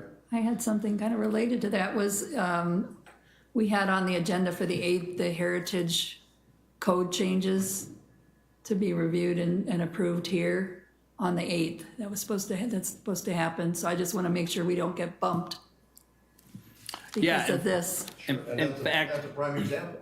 In fact, I don't know if I can do this as chair, but I would say for that particular meeting, I would like to tackle the heritage landmark stuff first, and then we do the applicant, if that makes sense. And the reason that's a little urgent is because it's related to a grant, believe it or not. So Yeah. we get a lot of grant funding based on volunteer time. So if I can add up our time, and that ends in August. So if I can add up our time that we've spent reviewing that, it helps a lot with grant matching. I think that sounds completely reasonable. And that's critical. I mean, we have the heritage people, we have whatever these other projects. I mean, these guys are all dealing with contractors and whatnot. Yeah. Unless we start having more meetings to facilitate these people that Bump. need a continuance, and I understand continuances, I get all of that, but if it's that critical and that important, they better give us a waive to the 120-day rule, and we'll get them in as best we can. But there's other people that they're planning. I mean, they got people flying in, they got all kinds of stuff, consultants, and this is not a cheap thing to have a continuance. Yeah, and I would say something that I have mentioned before that, and Don knows this, and I think he's working on this, is that if we have a smaller applicant that has been waiting patiently, if they're willing, like, not to say that this happens often, but like, let's say we have an application that comes through and things are really nailed down and there's really not a whole lot that can be hashed out. And we have an hour or so, say, hey, if you're interested, we'll put you on as a secondary item. If we have time, we will take up your thing. We may be able to finish it that night. It may be continued into the beginning of the next meeting. So that way it incentivizes those people with smaller projects to have their ducks in a row. The other thing I will throw out there, did you have something about that? Well, I'm just gonna say, and I don't know how this would work, but I know that when my doctor office makes an appointment for me and it's 3 months away, but I go on a list and they call me the next day and say, hey, we had a cancellation, you want to come in? Absolutely. Now I don't know if it works in this situation. Well, it would be harder for us to do that because it has to be noticed. Right, but Yeah. what I'm just saying is it would be really great. I think that Canby growing the way it's growing, we need to take that posture of management where these things are concerned and draw a hard line, because it's just, our time is valuable. Yeah. I mean, we're down commissioners, we're we've got things the city council wants us to do and so on and so forth. So I think that, I think that, you know, we've been able to kind of sneak it by for several years, but I think taking a hard line on it is where we need to be with these guys. I just say. Well, and I think tonight is a good example where I don't know if there was any other applications that were close to being ready or but like you could, you know, if it's one of these things where it's like, hey, we've got this application, but you're all ready to go. Technically, we would be hearing you later, but you could be as a secondary. Well, in this case, we could have like heard that, you know, we could hear them tonight. So if there's a way to sort of do that. And then I will say something that we will probably need to think of as a commission is that if things do get really backed up, it might be possible that we have to look at maybe one additional meeting in the coming months. But that would be a last resort and it would need to be like super nailed down. Yeah. I'd and rather do that than go super late. Yeah. You know? Yeah. Sure. So just so you and Don know that we are, you know, if the time comes, there is, you know, it will take some scheduling stuff, but you know, we can probably work something like that out. Yeah, I guess my main concern would just be that if people want to comment on an item, we'll just have to make sure that they know when it's going to be heard. And so, you know, I could see citizens saying, well, you know, I'm supposed to show up to multiple meetings because you guys don't know which night you're actually going to talk about it. I'm being devil's advocate again, you know, having citizens need to come to multiple meetings just in case it might be heard, I think would be my main concern. You have the whole notification thing too, that for the public, that the public needs to know what we're hearing too. Yeah. You can't break that chain of command. Ryan, how much notice did the applicant give for the cancellation? I think it was this morning. Awesome. Yeah, not a lot. Oy vey. Thank you. Well, I mean, I hate to say this, and I'm not trying to, you know, I'm not trying to be nasty, citizens, but you know, I come to various city council meetings to hear things, and I come multiple times. I mean, if they're passionate about doing this, you know, we don't charge a fee. Maybe we'll just start serving popcorn or something. I don't know, as an incentive, but you know, I'm sorry, but we've got to. We can't make a perfect world for everybody. Right. I mean, if it was, we'd have this tonight. We would have had, you know, 3 others, you know, 1 each week, but that's not happening. So, and that's why I want to start looking at what I'd like, and I don't know if we're to this part yet, but, you know, we've got some higher hanging fruit. It would be nice to sort of have the planning staff, now that we've gotten where we're at with some of the lower hanging fruit, to see if there's some other little bits and pieces of things here and there, like this flag lot thing that can be identified and start to work on, so that when something like this, you know, even if we have to have like a, you know, like a backup or a secondary thing on the agenda if we have time, that some of those are the wiggle things that could be noticed so that we could work on them. But if we don't get to them, no one's gonna, you know, lose sleep over it. Sure. I think those are all great comments. I will say one of the things that we're trying to do a lot better, and I think we are doing better, is trying to coach some of our applicants. I think the last few years, there's been an attitude from some of our applicants that like, oh, let's just get it entitled, let's just rush to a hearing, and then we'll figure out the details later. And it just does not work for this reason and for other reasons. We have a lot of projects that have to come back through a second time because they were brought through when they weren't fully sure what their program or what their project description was. And then, you know, it costs the city money, but then it costs them money too. And it's not really ideal. And so, you know, I, like you, would like to see some of these applications to be more buttoned up before, you know, when they get to us and when they get to the hearing, so that we're not getting into this situation all the time. Ryan, I have a question. Since we've already reviewed all the materials and then we're gonna get a new set of materials, can we require them to put a net, like a changed version control, so we don't have to read the whole thing again? My understanding is just related to the conditions, and so Brianna will probably just be bringing Highlight. to you a supplementary memo that good. just covers, and it should be brief, Perfect, thanks. as a supplement to the staff report that you already have. Okay. Do we have it baked into the fees, to penalize? Like if they do have to come back more and more, like every time they come back, it ratchets up a little bit more?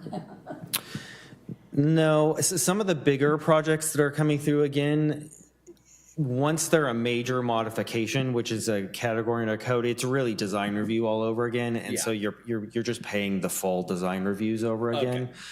We did just change our fee schedule for site plan reviews to capture that, because we were getting a lot, which is where sheds and patios and anything that's a site plan review, we get so many and more these days that have to be revised substantially, and we are capturing that now. If there's substantial review, if the review has to be done over basically, then you get charged again. Okay. Very good. Okay, so was there, yes? I have two questions. Are you done with your director's report? I have two questions. Number one, and maybe we need to wait for Dawn on this, but I'd really like to know where we're at with the Walnut bypass thing. And two, I had some conversations with some folks at ODOT, and I'm hearing rumblings that there are some decisions being made about Barlow, Art Road, and that going on there. And I guess my question is do we have anybody at the table on this, and how far along is it going? Because what I heard was like, you gotta be kidding me type of response, so. It's the mayor. He serves on that committee, right? For the Arndt Road, the county has included city staff on all those update meetings. So I have an update. Can you remind me what your first comment was? Say what? The first was Walnut Street. Walnut Street. Okay, so I have updates on both of those if Chair Patton, you want me to go ahead. Let her go. The first one, so we've asked our consulting engineer and our DKS, which is the traffic consultant that we use, to create a flyer for a Walnut Street update. And so I actually was just looking at that today. I forwarded it to the city administrator and city attorney for their review. But it shows where the new general alignment is. It shows the steps that the process has to go through. It says where we are right now, and then some other information. So we're getting ready for that to be distributed, and we can send that to you, and then we're going to put it on the website, because a lot of people have asked about what the status of that is, because it's slow. Obviously, it's a long process to get there. The biggest obstacle I think right now is anything having to do with ODOT just takes a long time, because they have to acknowledge your new connection onto the state highway. Yeah. And so once all the engineering is done, there's a whole right of access process that has to happen. And so ODOT has to approve the city to create a new entry point onto the highway, and then they have to approve I forget what the word is called, but you're kind of abandoning some of the other existing entrances and consolidating them into the new one. And so it's not just the city and the county that have approvals with that, it's the state as well. But definitely look for the flyer, because I'll make sure that you guys get that. Arndt Road, I think they are holding off right now. I think the county has tentatively talked about doing like a public forum or something, but the last meeting that we participated in, they came back with, or their engineering team came back with some preliminary costs for the different alignment alternatives they had looked at, and bridging over the Malala, which would require bridging Arndt over the Malala and then over the train tracks, was so prohibitively expensive that they're likely dropping that. So the first phase that they had been looking at was just correcting the Barlow connection where it hits 99, because right now it's obviously at a really wonky angle, and then the train tracks are right there. So the preliminary fix is to fix the alignment of Barlow Road, and then create more stacking distances on the roadway segments that lead into that intersection, and then having a roundabout down at Arndt and Barlow. That was always sort of the first phase, and then the potentially bridging over was the second phase. But not only was the second phase prohibitively expensive, they also found out that through a certain horizon year, those preliminary fixes actually fixed the problems that they have at Arndt Road, because there's certain metrics that they were trying to meet for the congestion that goes through that corridor. So at least as far as I know, that's the status right now. And I think even for the shorter range stuff, the county has to put it in their budget. And so there's many steps before that is going to get built, as far as I know. But I would say the bridging over the Malala, I would say that's probably not likely anytime soon. Yeah, thank goodness we don't have to deal with the railroad on Walnut Street, because as soon as you have to touch the rail, it's like the quiet zone, right? They've been working on that. They finally got it striped, and now it was explained during the city council meeting that they have the verbal signature, but now they've got to wait for the actual signature, and that could be months. So, just to get a signature. So I remember when the city purchased the railroad property. Oh my gosh, they had to get like 6 signatures within Union Pacific to sign off on the final deal, and it took almost a year. So yeah, it's a heck of a thing. But I know I think it was in the one application that and the funding now is all there for Walnut Street. That was one of the other big hurdles, and now we're starting to do fee and lieu for Haynes Road. So that is a good sign. And I should say, the Barlow Arndt Road stuff, I'm not speaking for the county, so that's just my recollection from the last time I was in one of their coordination meetings, and it was a while ago. But if we hear anything else, we can definitely update the commission with Perfect. updates. Okay. Anything else for the good of the order? Okay. So with that, I will take a motion to adjourn. I second it. It's been seconded, it's been moved and seconded to adjourn. All those in favor signify by saying aye. Aye. Any oppositions? It's unanimous. Motion carries. Good night, Canby, and we'll see you in a couple of weeks for another thrilling installment of Planning Commission.